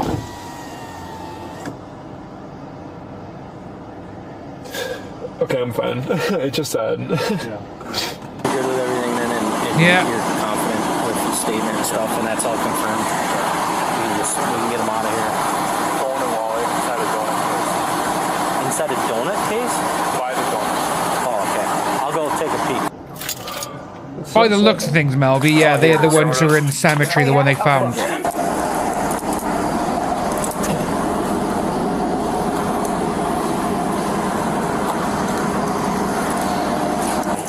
Do you need any help, like traumatic? No. Okay. Yeah, I'm alright. I appreciate it. With everyone accounted for, officials begin a deeper investigation, starting with information seemingly gathered from hospital transport. One of the city squads told me that this girl told them that they were headed to the hospital because they thought one of their friends was dying of alcohol poisoning, so they were flying northbound to get to the hospital. The female is saying that there was a Kelton driving this one. So why don't you go to Vincent's and let's try to find Kelton. Who that is laying on the ground? Is that Kelton? No, it's not Kelton. Not Kelton? No. Kelton, the suspected driver, cannot speak due to his injuries. Only one passenger named Olivia is available, as all others are deceased in critical surgery or unconscious. How are you doing?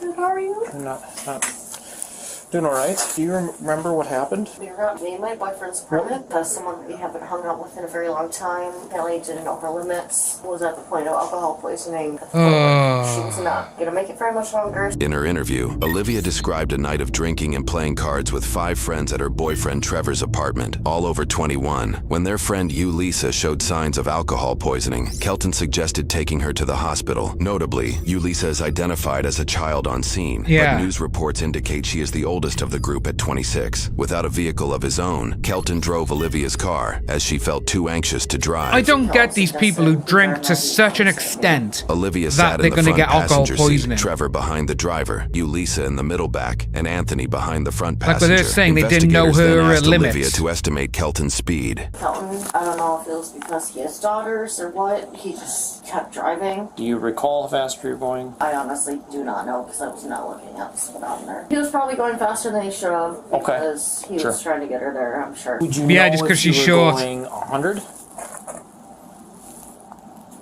Really never driven that fast, so alright. I'm sorry, I really have no clue. Lisa was bobbing back and forth, not responding. Olivia continued her recap, noting an oncoming vehicle turned left at the intersection near the gas station, where both vehicles likely had a green light. Investigators found the turning vehicle was pushed about 75 yards, and its driver, 28-year-old Luis Alberto Rios Alvarado, was likely ejected and landed nearly 94 yards away in a graveyard. It looks like he was wearing his seatbelt, so he had to have been ejected out the back because you can see the stretch marks on there, but it broke. So the guy in the blue car was just driving away. He was pronounced deceased at the scene. The original car was sent toward the gas station, broke through a telephone pole, and stopped about 96 yards later at concrete barriers near a gas pump and the unloading fuel truck. None were ejected as all 5 were pulled out by civilians. So the guy in the blue car, 22-year-old Trevor Michael Herman, died at the scene. All I remember is smoke, me laying on the ground, screaming. he was literally just turning his car, just going a different way. Bang. Wow. Who is your boyfriend? Trevor. Trevor? Okay. Oh, sarcasm, say. It's a long distance, to push both vehicles. They must have been going with Olivia's so speed fast. estimations. The officer again presses her on it. Here's the deal. It concerns me because you were able to remember that the car that turned in front of you was a black car. Yeah. That they hesitated. But you're not able to be specific about the speeds. I know he had to slow down a lot. Oh, exactly. Why did they call an ambulance? Wrong. I don't want to think And the thing is even if you are wrong, it doesn't mean you lied. No. I don't want you to guess, but I want you to provide a speed that you think the car was going. So, like Absolutely crazy this is. Or higher. Police reports indicate the vehicle's speedometer was stuck at 110 miles per hour. If that was Kelton's speed, he was driving nearly 4 times the 30-mile-per-hour speed limit. Officers also interviewed Anthony, who did not provide any additional details. You said you woke up. I was asking the same thing. No. I woke up. Yeah, I I was woke on the ground. That's all I remember. Medical staff continued treating Kelton and Ulisa, with Ulisa suffering from more dire injuries, including a pelvis fractured in 3 areas, fractured hips, fractured ribs, fractured femur, liver damage, internal bleeding, and stitches to her head. You fit, Howard? Possibly, but she's at St. B's right now, and it's not looking good. Girl, Kasich just said she just took a turn for the Bowles, yeah. So the damage to that car. Kelton 1080, 1055, unconscious. That car is literally Officers got a just judge's approval crushed. for a search warrant for Kelton's blood around 2 o'clock that morning. Hi, yes, sir. This is Deputy Kasich, Brown County Sheriff's Office. I just wanted to let you know that I sent up a OWI search warrant for your review. It would later be discovered that Kelton's blood alcohol content was 0.097% over the 0.08 legal limit. Notably, his defense team presses that this BAC is due to his medical stay, rather than his reported night of drinking. After an unconscious Kelton was placed in a hospital bed, officers informed him of his charges. All right, Kelton, I gotta tell you, even though you probably can't hear me, but we'll make it as formal.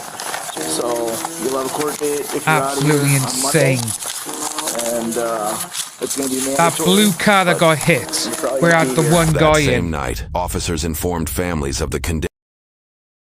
Just look of that. Just look at the state of that car. So that one there is the one that was literally driving away. Just the one, just driving, taking a left on the road. And obviously, the other car with everyone in it hit that. If it's done that damage there, and we saw the damage to the other car. So, and say obviously this guy died at the scene. Of their loved ones. Ulissa was in a traffic crash tonight. You have a child in common with her? I have 3 kids. 3 kids. Oh, She's no. in surgery right now, so it's a pretty serious crash. Do you mind if we step in and talk? Sure. So I actually work for the medical examiner's office. Whoa. Here we go. Yeah. Oh, no. Wait. So unfortunately there was a car accident last night. And 1 second.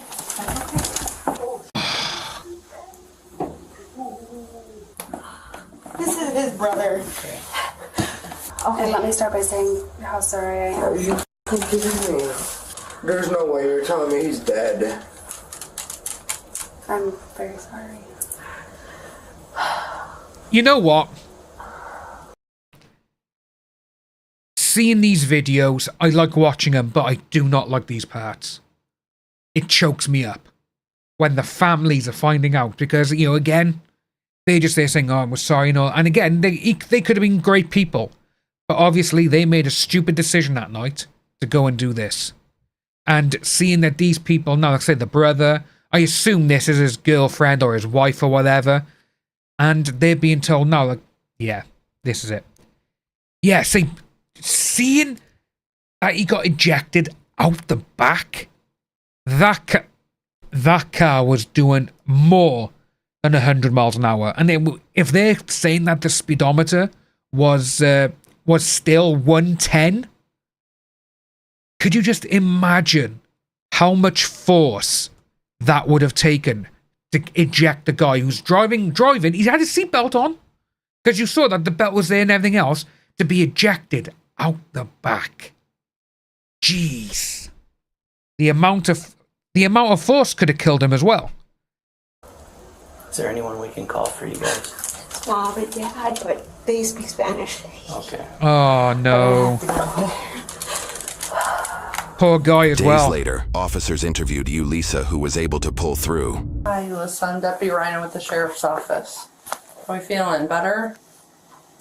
No. It was going fast because I remember Olivia telling him to slow down. She kept telling him, Kelton, slow down. Kelton said, I'm trying to get her to the hospital. I just remember like a week late. This. I just woke up here. So with that there, that literally, I don't know how fast he was going. I wasn't paying attention to the speedometer.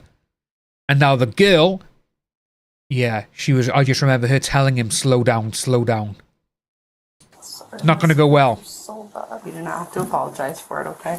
Officials attempted to interview Kelton, but were quickly prevented from asking questions. You want what? I want my attorney present with me before I get any questions, anything like that. I'm just taking a photo from Mr. G because he's like, Kelton where are has a you? troubling history with speeding. Between August and October 2020, at age 19, he was convicted of 1 count of speeding 11 to 15 miles over and 2 counts of speeding 20 to 24 over, one reduced from a 47-mile over violation, leading to a license suspension suspension. He was then convicted of driving on a suspended license in December 2020 and again in April 2021. In June 2022, he was charged with driving without insurance, though it's unclear if his license had been reinstated at that point. Do you have a name of an attorney that I can pass on? Is he the same one that you have? I see you had something pending from earlier this year. Well, he's the same attorney from that? Yes. In February 2023, Kelton was charged with battery, disorderly conduct, and pointing a firearm at a person in a domestic abuse case. He was out on a $1,000 cash bond when this crash occurred. That case is still ongoing with no verdict yet. For this case, 21-year-old Kelton faces charges for 2 counts of homicide by intoxicated use of a vehicle, 1 count of injury by intoxicated use of a vehicle, 2 counts of causing injury while operating under the influence. So with this, I say, Bowser, you up. So the seats and everything else, the amount of force that hit him, it's undescribable, isn't it? You know, because this guy could have been hit and literally everything has just like exploded and sprung him out the back, which is crazy. Because obviously, when you see a car crash, if it's like going head on, which by the looks of things was, he would go forward. But jeez. Yeah, see, this guy needs to be done completely. 2 counts of homicide by use of a vehicle with prohibited alcohol concentration, 2 counts of second-degree reckless homicide, 1 count of second-degree reckless injury, 2 counts of causing injury while operating with prohibited alcohol concentration under 0.15%, And 2 right, with counts this of here, second-degree... it could just be me or whatever, but it looks like he doesn't give a shit. Or is that just me? You know, it's, because when you've seen people who have been arrested and they got a mugshot and everything else, and when you see some of them, the ones who are like, oh, you know, who are genuinely sorry or what they've done has been an accident or whatever, they look more upset. This guy looks like he's used to having a mugshot because he's just like, there's nothing to him. Look, there's nothing in his eyes. He doesn't look sorry. He doesn't look anything, does he? You know?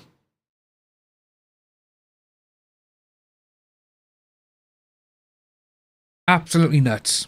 Recklessly endangering safety, and 1 count of misdemeanor bail jumping due to violating his bail conditions from his domestic case. He also faces 1 count of injury by use of a vehicle with prohibited alcohol concentration involving a passenger under age 16, but it is unclear where this charge is coming from, as all persons involved are reported to be 21 years old or older. He was initially given a $25,000 bond, which was later increased to $100,000. He entered a not guilty plea on all charges. This case is also still ongoing, with a current trajectory leading to a jury trial between September 29th to October 3rd of 2025. If found guilty, Kelton faces over 232 years in prison and $750,000 in fines if charges are served consecutively. If served concurrently, he faces 25 years and, with jail credit, could be released in late 2048 at age 47. Nah, he doesn't deserve to get out.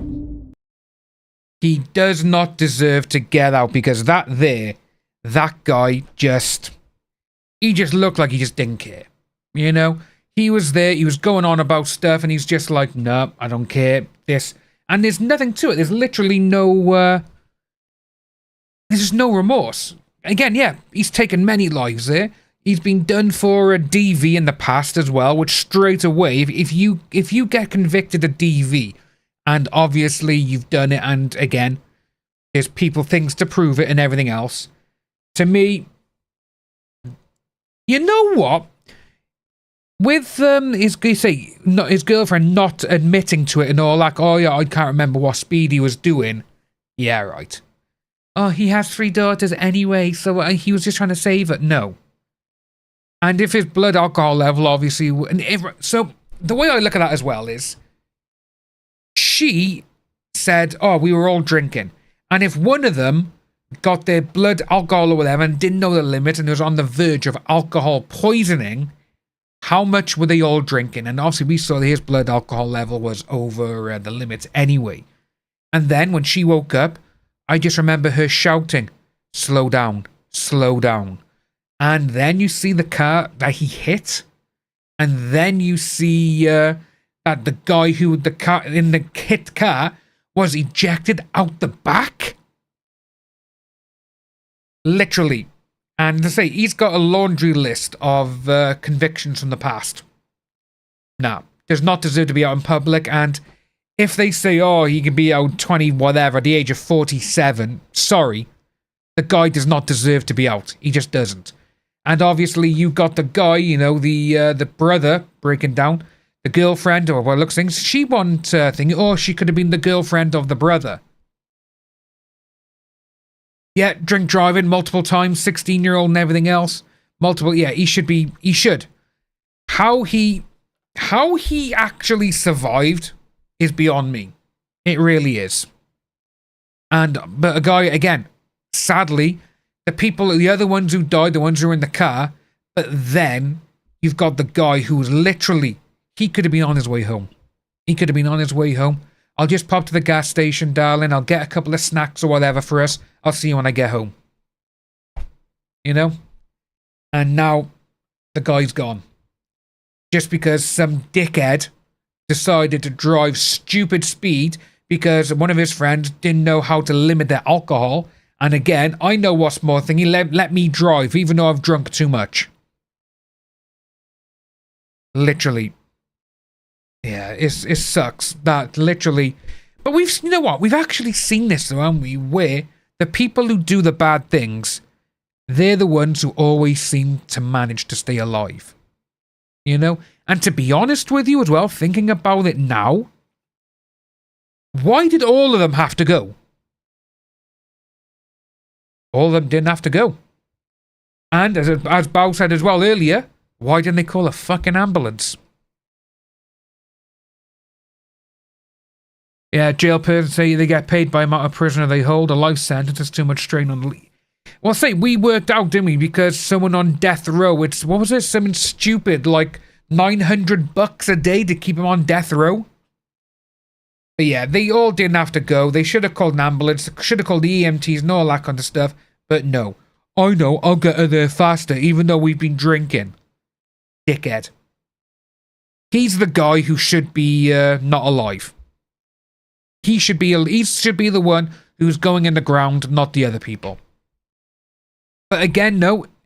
His friends, in my eyes, friends not really that good, because even though they're worried, I wouldn't let my friends drive if they've been drinking. They all seem to be as bad as each other. But we got another one to look at now, folks. So, if you can remember, you know, we saw the other week where that guy who lived in the mountains or whatever, the guy who was vlogging his kills and stuff. Well, I've actually found another one like it. Oh, yeah. The way I look at it is, if you're on death row, you should be there no longer than a month. Maybe even a week or two. But again, they're like, oh no, they need to do probation and whatever, they can appeal.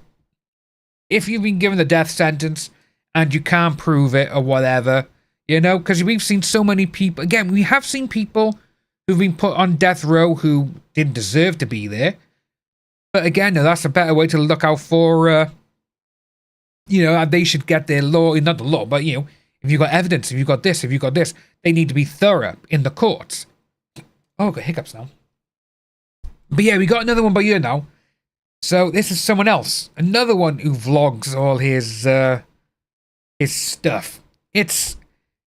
I don't understand these people, the ones who film themselves and they post it online or whatever. I really don't get them. I really don't. But I'm going to move myself back up here. Hopefully there's nothing to come by it. But yeah, this is another one. Alright, so how do you feel, Kayleen? We haven't done... Oh, definitely a money laundering, you can see. Where can we get? I know, really we'll pay this. He's very respectful to me. I mean, he spoils me. He takes care of me. I'm getting pretty close to that time. This is what I got to do. I don't even question it anymore. At this point, I don't know what's going to happen.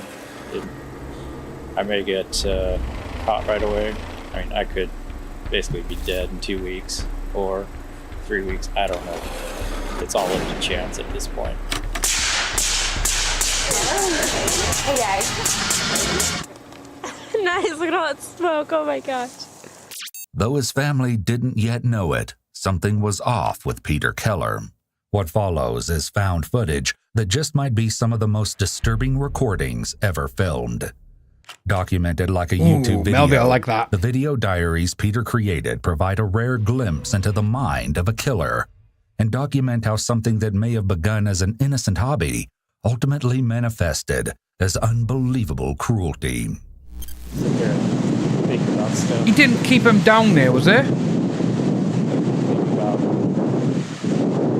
did I get sick? Yeah, I haven't seen this one. The majority of the following footage has never been seen before. Explore With Us has got so many great videos, I will say that. Professional counselor.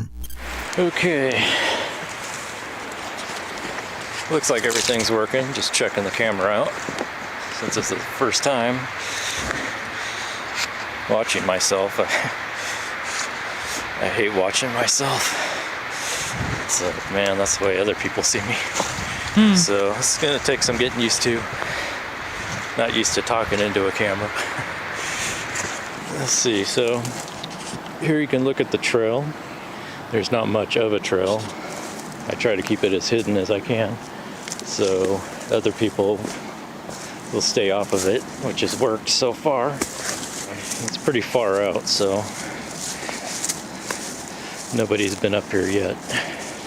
I usually come up with between a 30 and 40 pound pack. Every time I bring a load of something up, I'm actually starting to get a lot up here. Try to make it as easy as I can during the transition time. So far I've got a bed, blow-up bed, mattress, with blankets and pillows and clothes and stuff to keep me comfortable. So we'll see how long I last doing this. I don't know. Just what exactly Peter was doing in North Bend, Washington isn't yet clear. It's incredibly rare to have self-recorded footage of a killer, and is especially interesting in this case because the scope of Peter's chilling plans could hardly be imagined from the casual conversations he has with the camera. Basically come up here on the weekends or on a Friday, weekday, whenever the weather permits, or depending on what I'm doing, at least once a week.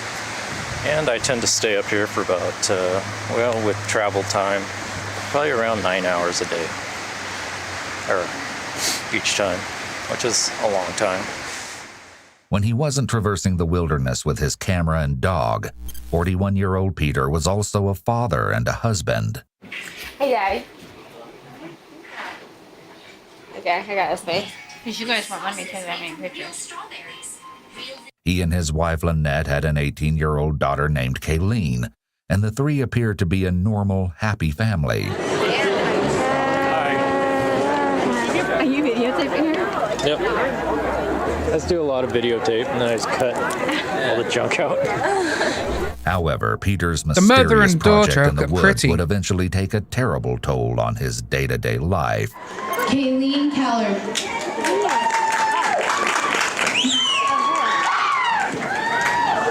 All right, so how do you feel, Kayleen? No more high school, yay! Feel different?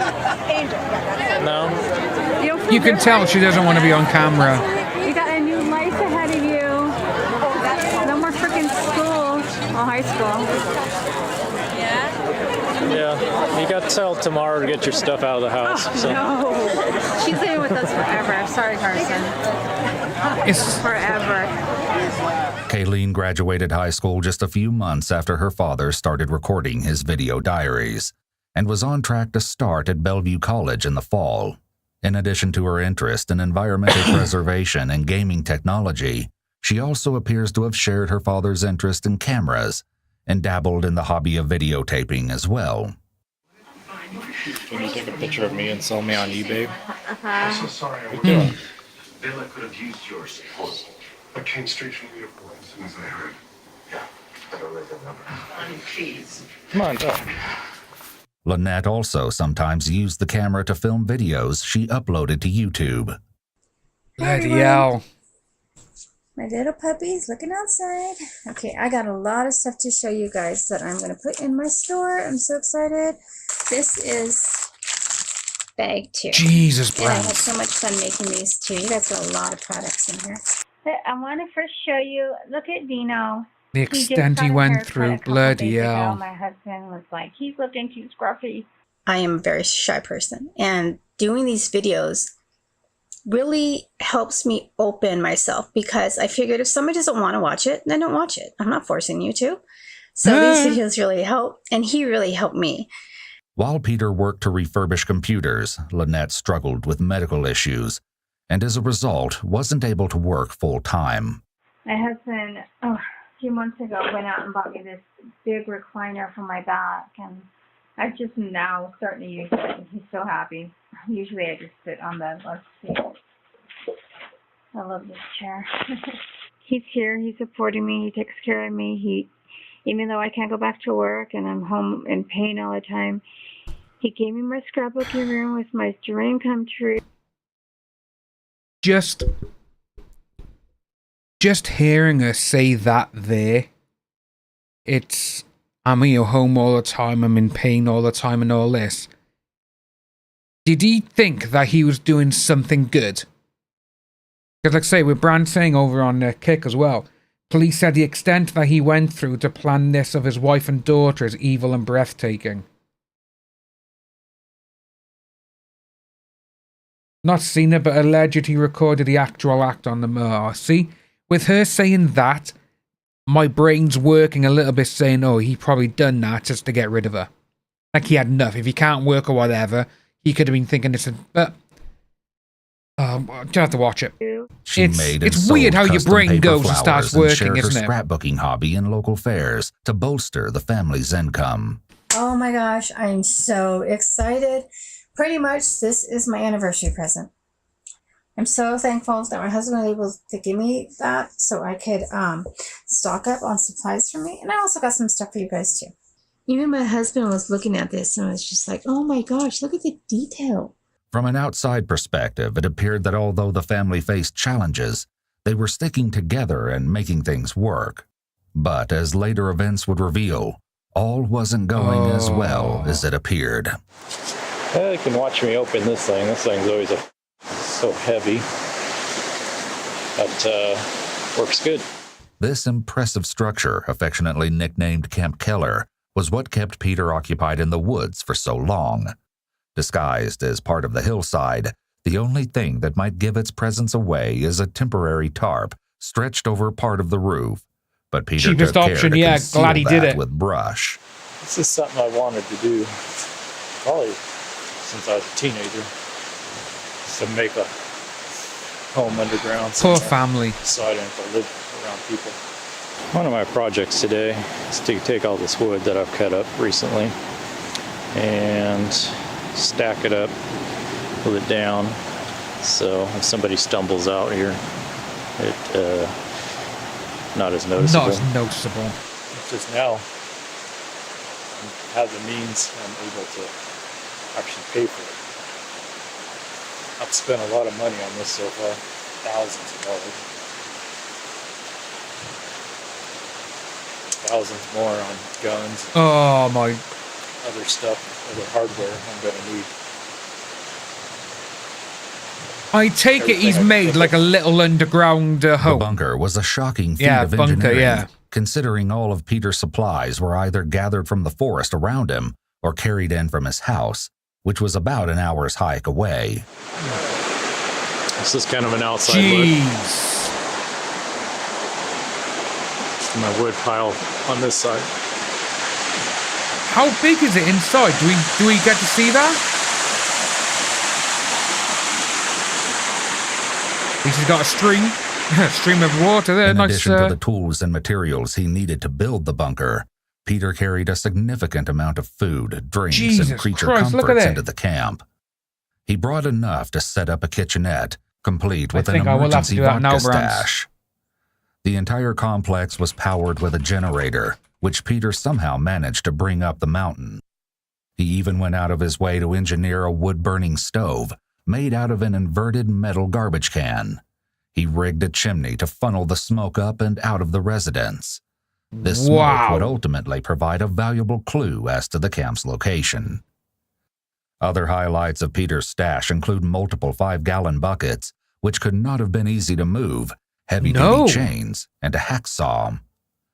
But as impressive as the wilderness construction may be, the question remains as to why Peter built it in the first place. That is insane, like seeing what inside looked like.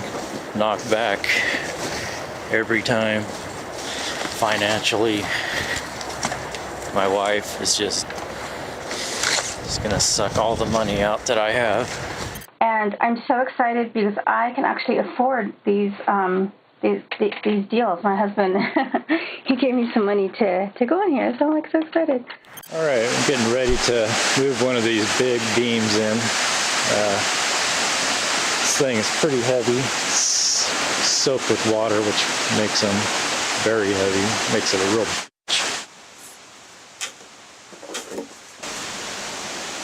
Let's see. I met him when I was in high school, but I just, wasn't interested. And then I met him again, and he was so sweet. We became like best friends. He said one of these days he wanted to get married and have kids, and he asked me what I wanted. And I said, I don't want to get married. So then my sister, we were getting along at the time, she really liked him, and she said, well, you got to just, you're going to regret it if you don't. So I was like, okay. You could tell, yeah. He wanted to get rid of her there. Oh, she's sucking all the money. She's doing this. Get rid of her. Then 3 months later, he started talking to me about marriage. And I was like, dude, I told you I don't want to get married. Stop pressuring me. We've only officially been together for 3 months. He actually started within a month. And I was just like, no, you got to stop. So finally, a little over 3 months, he asked me to marry him. I was like, of course I'll marry you. And I grabbed the ring and put it on my finger. I was just so excited. Jesus Christ, God damn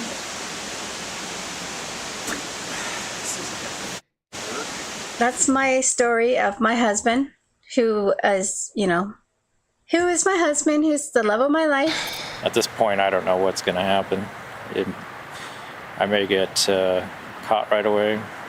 I mean, I could basically be dead in 2 weeks or 3 weeks. I don't know. The guy is he is. Well, yeah. Point. So I don't think anyone knows where I'm at.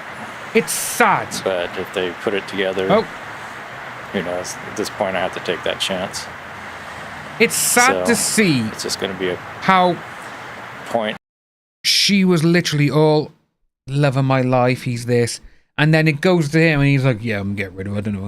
I'm going to get caught maybe straight away, 2 weeks, 3 weeks. That is sad.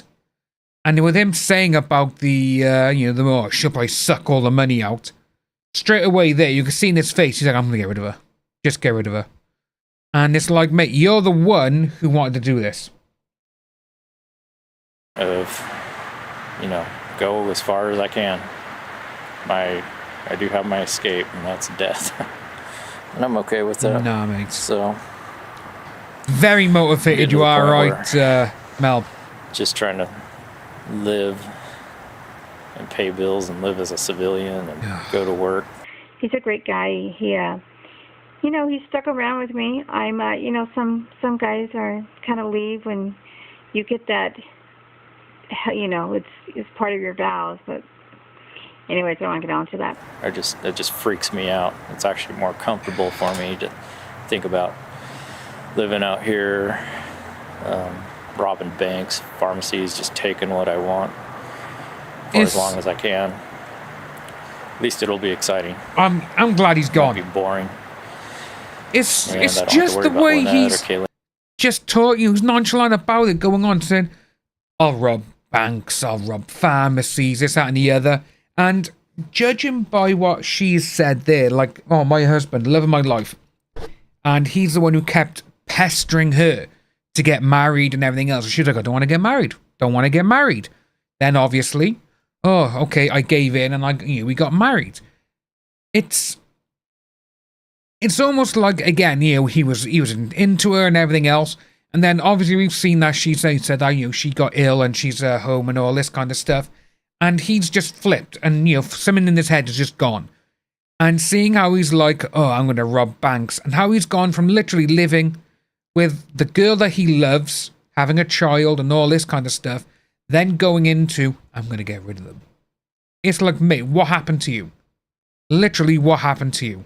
And everything will be taken care of. You don't want to say that about worried about his kids as well. Are all too common, but could indicate the presence of major depressive disorder. Additionally, Peter is doing a lot of fidgeting in this video. I say, gotta say, Brand, that is absolutely incredible and amazing of you. 8 kids, wow, and 13 grandkids. That's mad. That's mad, but that is amazing, though. Like I say, to be honest with you, we're the big family. I got a big family, but I've only got one sister, no brothers or anything else. But like say, my mum, she's, you know, my mum's got brothers, and, you know, say some are no longer here. Say my auntie's no longer here. She died last year. But I've got cousins. I've got so many cousins and everything else. And it's like say, my mum's always asked me. She goes, "Have you ever, you know, did you wish, you know, you ever had a brother or whatever?" I'm like, well, not to be honest with you. You know, because say I got my mates who are, you know, they're my brothers anyway, because you know, we've known each other since we've been born, like. But yeah, that's mad having that many kids. 13 grand. I bet Christmases and birthdays are amazing, though. I bet they're amazing. Signifying that despite what he's saying out loud, his thoughts might be giving him a lot of anxiety.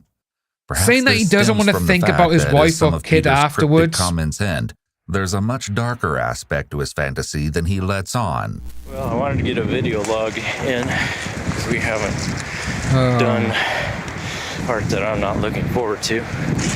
I'm glad that out of the way to that time. I'm guessing my nan used to love birthdays and Christmases. Maybe 3. So yeah, I know. I can. Once I do this, I could either die then.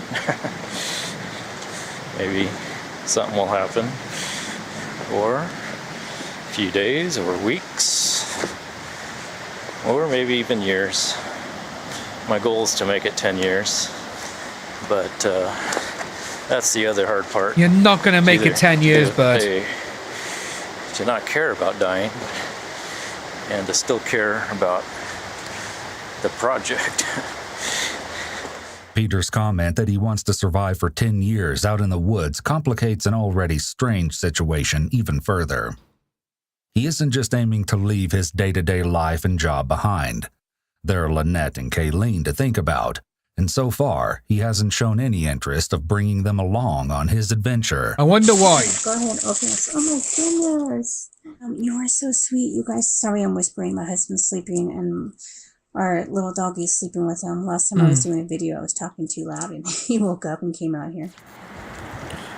Part of me has a hard time even imagining doing what I'm going to do. But as I think about it, yeah, I used to love Christmas when I was a kid. Like I say, because we would literally have my mum and dad would have everyone around. You know, grandparents on both sides, brothers, sisters on both sides. It was amazing. I'm ready. But sadly, as you get older, I've tried to, you know, people start make it in this world, and it just isn't happening. Start leaving the world. I'm 40 now, and I am running out of time. I used to love going to my nan's and seeing my nan on Christmas. It just seems like everything makes so much sense now. You know, just the more I've thought about it, the more I understand it. It's just like if he wanted to go out there and just live by himself, go and do it. Don't take the life of supposedly the love of your life and your child. You know, certain things happen that cause this to happen. So just kind of accepted it, and sarcasm, that's mad. Well, this is it. Home sweet home. Oh, Brant, that's amazing. That is so cool.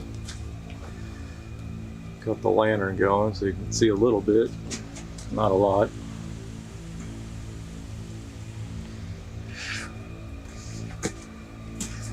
You know, I often wonder if what I'm doing is the right thing. No, it's not the right thing. And I think it is. Oh. Mate, no, it's not the right thing. These statements, though shocking, actually align with the earlier theory that Peter was suffering from a serious depressive disorder. You know, as I do this for hour on hour, it's like I just sit there and think about stuff.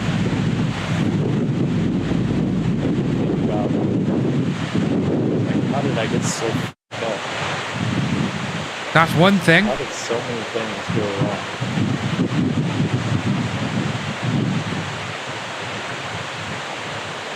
I don't think it's all my fault. I think it's more my upbringing, family life. I was just too ugly. Nobody cared. Peter's recollection Angel of will feeling say, I'm off January also supports for my the depression birthday. theory, as it's common for sometimes it symptoms does to get like emerge that. during adolescence. Additionally, it's known that individuals with unresolved Yeah, trauma see, can become stuck developmentally. You know what, Brance, you are right with that. It's seeing how he's doing these vlogs and he's doing this, talking about all this stuff going forward. It does make you think, right, okay, why aren't you noticing what's going on with your husband or your father? Again, the kid, you know, she could have been a little more, like, obviously because she's a teenager, leaving high school, she's graduated, going on. Excuse me. It'd be interesting to see, you know, what the wife or how he was acting at home. For all we know, he may have just not been going in. Just, oh yeah, I've been working long. Oh yeah, I'm going out. Because when he's doing all of this, surely the wife would be like, well, where are you? You know, you're only working part-time. What are you doing with your days? This could very possibly be what happened to Peter, as he previously mentioned that he'd wanted to build a camp like this since he was a teen. Okay. If he became emotionally stuck at that point in his life, it could explain his apparent resentment for his family, along with the continued desire to depart from society. Yeah, basically last year has been really tough on me. I've been coming to terms, realizing just how pathetic I am. And there's just no hope. But, yeah. And you also got the BTK killer. Wasn't interested in anything anymore. He was the cable installer, wasn't he? Motivate myself. All I did was work on this. This is the only thing that would make me feel better. But I think I've come to terms with it.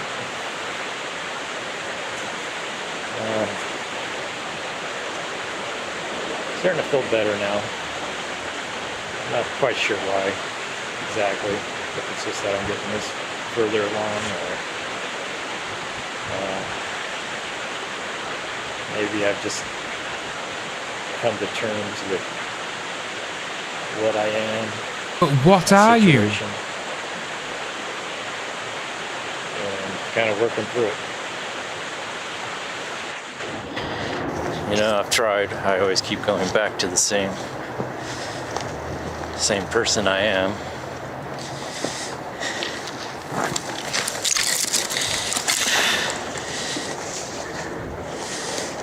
I guess it's also because I don't have anything. I never did. No money. My looks are horrible. My husband actually gave me some money, and I was going to go out and buy some of these, but I'm going to go buy ink instead. Oh my gosh. So awesome. Sorry, I'm trying not to get too excited because my husband's going to be like, what are you doing? No personality. I mean, I'm okay with it. It's just I understand now very clearly. This is the only thing I have. It's just a single pick, but you know, we all add single pick. Sorry, my dog's being crazy. My husband's probably chasing him around the living room. I know, my husband spoils me. He hates seeing me in pain, so tonight he came home and he gave me another $20 because he knows I'm going to the doctor's tomorrow and he wants me to stop at Michael's and get some more stuff. Well, it's about 2 weeks before the end. Oh my This God. is going to be my last video. probably before. Jesus Christ. That's terrible. I wanted to give some items for my mom and some other items, but I just want to show you this. Psst, Dino. Sorry, my husband's home. Dino. Well, it's about 2 weeks before I finally. That didn't sound like a happy dog to see its owner. Should we listen again? Because that did not sound like a happy bark. I just want to show you this. Psst, Dino. Sorry, my husband's home. Dino. Well, that doesn't sound like a happy bark. I finally drop out of society and start this project. Yeah, the dog knew like what's going on. Sorry. The cute little puppy, right? So these are the items that are in there now. They're hard plastic. Stone. Yeah, that's not a happy. Well, it's about 2 weeks before we finally drop out of society, fully commit to this. This is probably going to be my last video till after that. Here we can see that Peter actually does retakes instead of being fully candid, like other videos suggest. This, along with the comments he's made about his appearance, seem to indicate that Peter cares deeply about how people view him. Yeah. The retake suggests he's purposely curating how he appears to anyone who views these tapes. He wants to make the best possible impression. Again, this could tie back to major depressive disorder and childhood trauma. Melby, that is Teenagers it. often act as though they have what's known as an invisible audience. The idea that people are watching them all the time and judging their looks and actions. From what we see in the videos, Peter seems to still be acting like this at age 41. This type of behavior can also be found in individuals with narcissistic tendencies. The question of Peter's intentions would be one of the first mysteries police faced when they became involved in the situation on April 22nd, 2012. It was a quiet day in the mobile home park where the Keller family lived when, seemingly out of nowhere, several neighbors heard what they believed to be an explosion. What? When they saw flames coming out of the windows of the Keller home, the neighbors summoned the fire department. Firefighters swarmed the home, climbing on top of it, even as the blaze ate through the roof. They had no idea just how seriously they were risking their lives until later. Once the fire was doused and investigators entered the residence, they discovered Peter Keller was nowhere to be found. Iwu spoke with Cindy West, a retired police sergeant who worked on the Keller case, in an exclusive interview. I was actually the public information officer, and I think it was a weekend, because I was actually heading out of town and I got the phone call. So I turned around, came back into town, and arrived up there in North Bend, and then the investigation started there. And as the investigation went on, it just snowballed from what the heck happened to, wow, this is bigger than I think anybody thought at the start. For those of you who aren't familiar, a public information officer handles all inquiries about an active case, providing private citizens as well as the media with information that's been approved for release. As such, Cindy was intimately familiar with the inner workings of the Keller case. The day of the fire, tracking down Peter became the police's highest priority. Yeah, where is he? In just a few hours, they located his vehicle parked downtown. The keys were left inside, but there was no evidence as to where he might have gone. When they entered his workplace to ask where Peter might be, all his co-workers could offer was that Peter had already left for the day and had stated that he might be back tomorrow, next week, or possibly never. Jesus Police Christ. also discovered that Peter had recently withdrawn $6,200 from the family bank account. Everything suggested that Peter was either in danger, running, or both.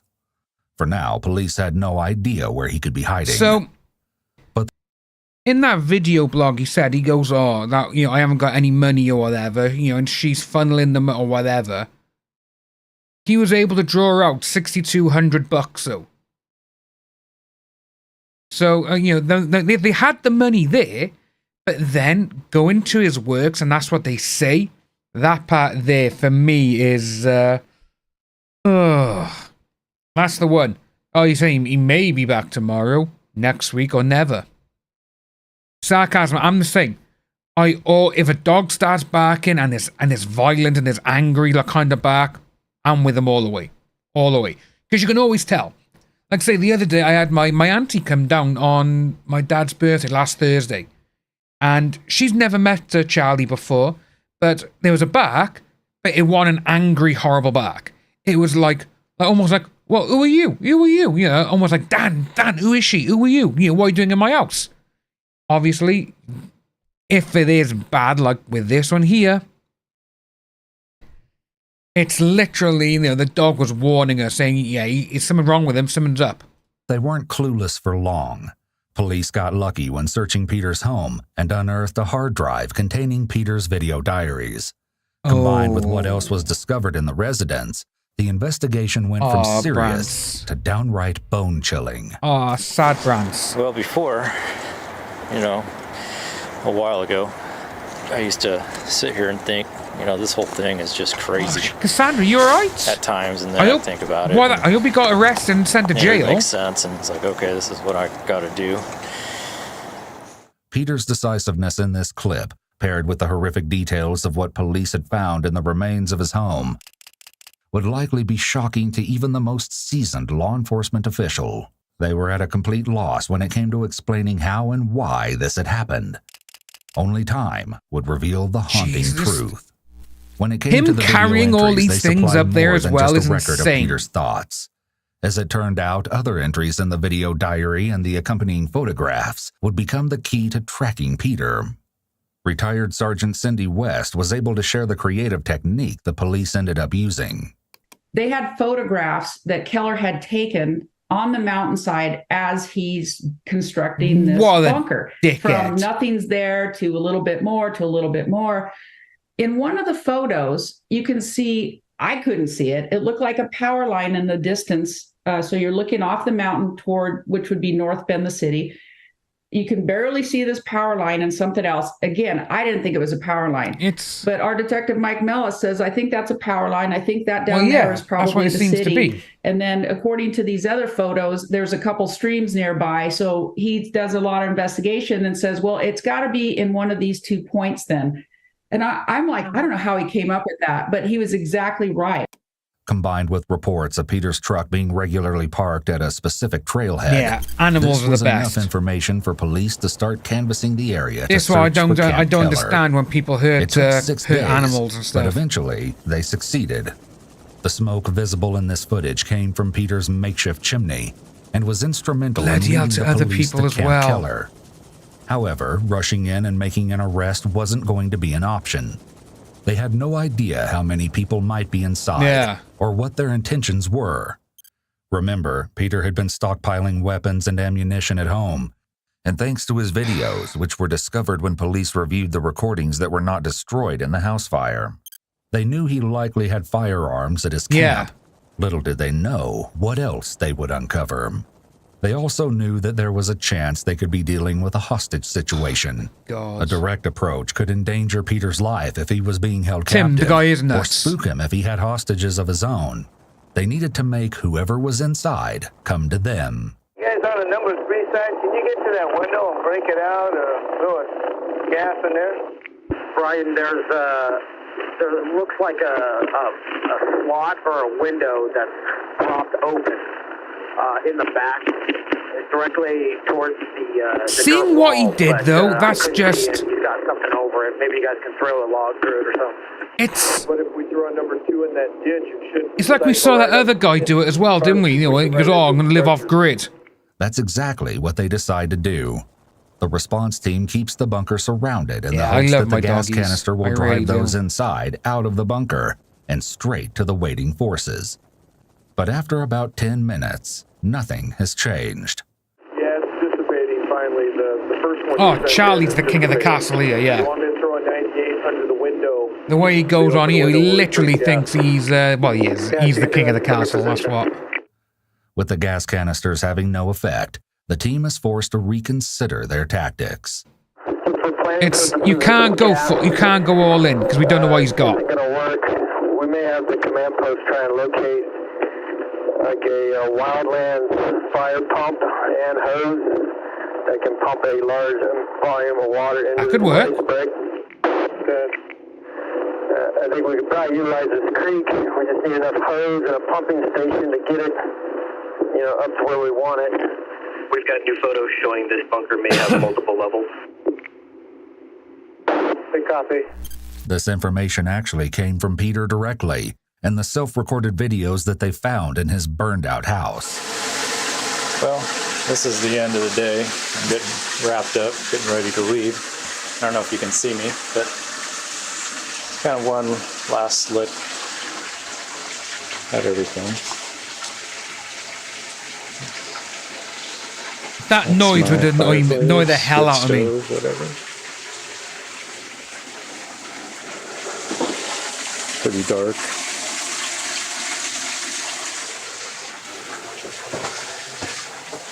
Now we're going upstairs.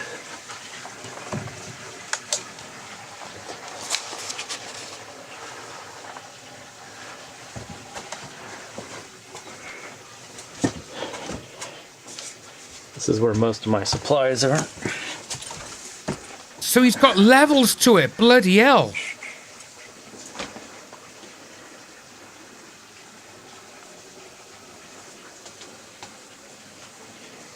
Pretty well stocked up.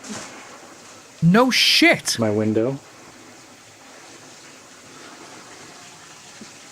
Ah, Scrappy and Scooby. Looking down on the wood stove.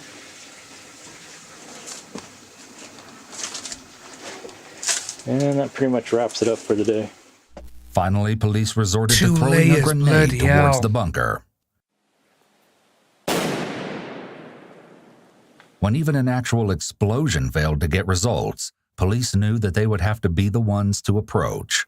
After a full day of besieging the bunker, they decided to break through the roof. Holy hell. You might be wondering why a house fire investigation demanded such an extensive response. Jeez. As a matter of fact, it didn't. After assessing the situation, investigators concluded that they were dealing with arson. But that would all change when they made their way into the home and stumbled upon a disturbing discovery. It wasn't a subtle attempt either. The remains of a red gas can were found melted onto the stove, where it had been placed in a skillet to heat up until it ignited. Police found several other gas cans throughout the residence, boxes of ammunition, and a homemade explosive device.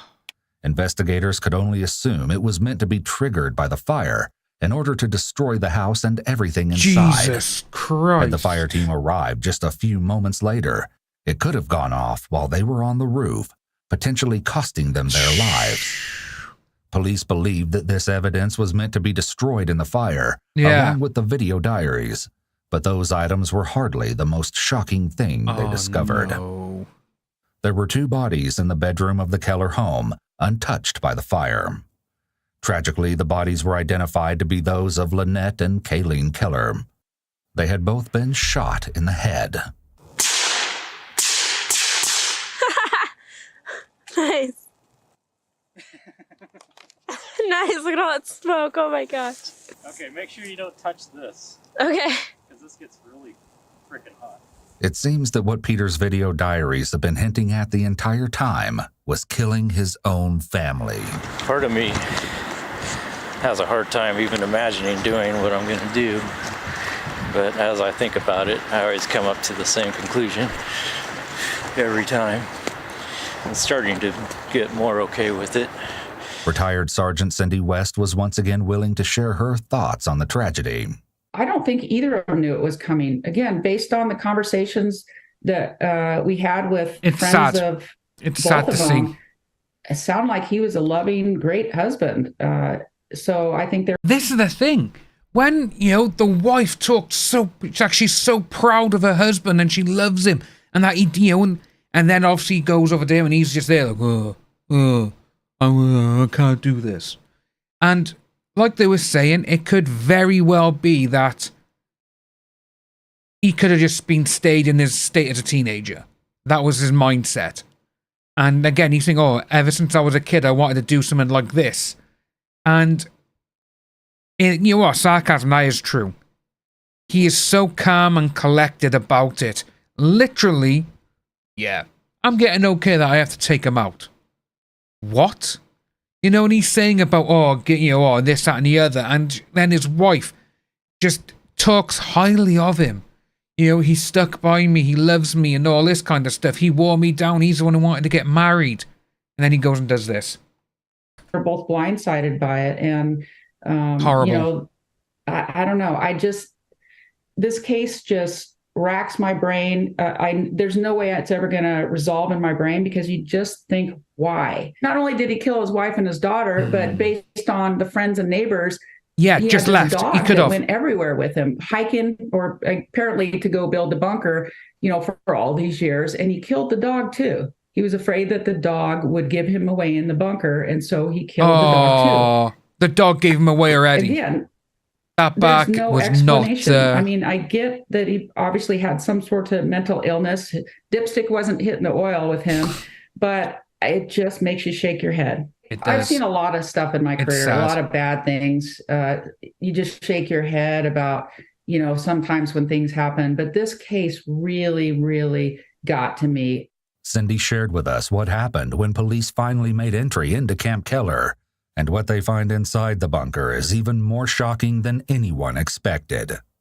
When our TAC 30, aka SWAT guys, discover the bunker, of course, they surround it and make sure everybody's safe, let everybody know what's going on before they hail to him saying, hey, you know, come on out with your hands up, yada, yada, all that. And it was just a short time after they initially tried to make contact with him that they heard a pop.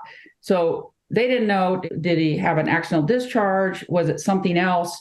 They didn't know. When the walls of Camp Keller were finally breached, police discovered that Peter had stayed true to his word and ended his life when faced with capture. Soon after, the police surrounded his stronghold. In my eyes, that guy Perhaps this was Peter's only intention all along. He wanted to achieve this teenage fantasy of living out underground in the woods before he died. But he had no end game other than his own death. Yeah. Well, the fact that he was found was significant. We were worried what he might do to somebody else. If in he's my eyes, brazen enough to kill his wife and his daughter, then what's he going to do to somebody else? But I think there was a sense of relief that it was over, that he had been not apprehended, but that he was finished with his crime spree, that nobody else got hurt. There was so much potential for injuries to citizens, and all his the wife and involved, kid didn't deserve that. It was definitely a sense of relief. The camp was turned over to King County Department of Natural Resources, who eventually destroyed the bunker. Peter's cash hoard was donated to a memorial scholarship established in memory of Lynette and Kayleen. That's actually really, really sad. The fact that that's what he did, he went and just took his own life at the end of all that. Coward, and he got off easy. That's why I'm looking at that. It's seeing that as well, just how long he was doing it. And same with Brand Singh as well, that, you know, he probably did it for years, and that they could have been doing it for 8 years or whatever. And that bunker, it wasn't just some like, oh yeah, we're going to make a den or a fort or whatever. There was levels to it. And seeing how he brought all that stuff up there as well, you know, like I say, we've seen, just seeing those wood logs and everything else, the barrels, the generator, all the food and all the drink and all this kind of stuff. He must have been doing it for so long. But seeing that though, it's sad. It really is. And what have I just seen here? This video was brought to you by Simply. So, this could be one for us tomorrow, folks. Bowser, yeah, he was trying to build it for a long time, because he said, you know, if I have to rob banks or whatever. We got this one for tomorrow. Cops discover car filled with serial killer's victims. We'll have a look at that one tomorrow.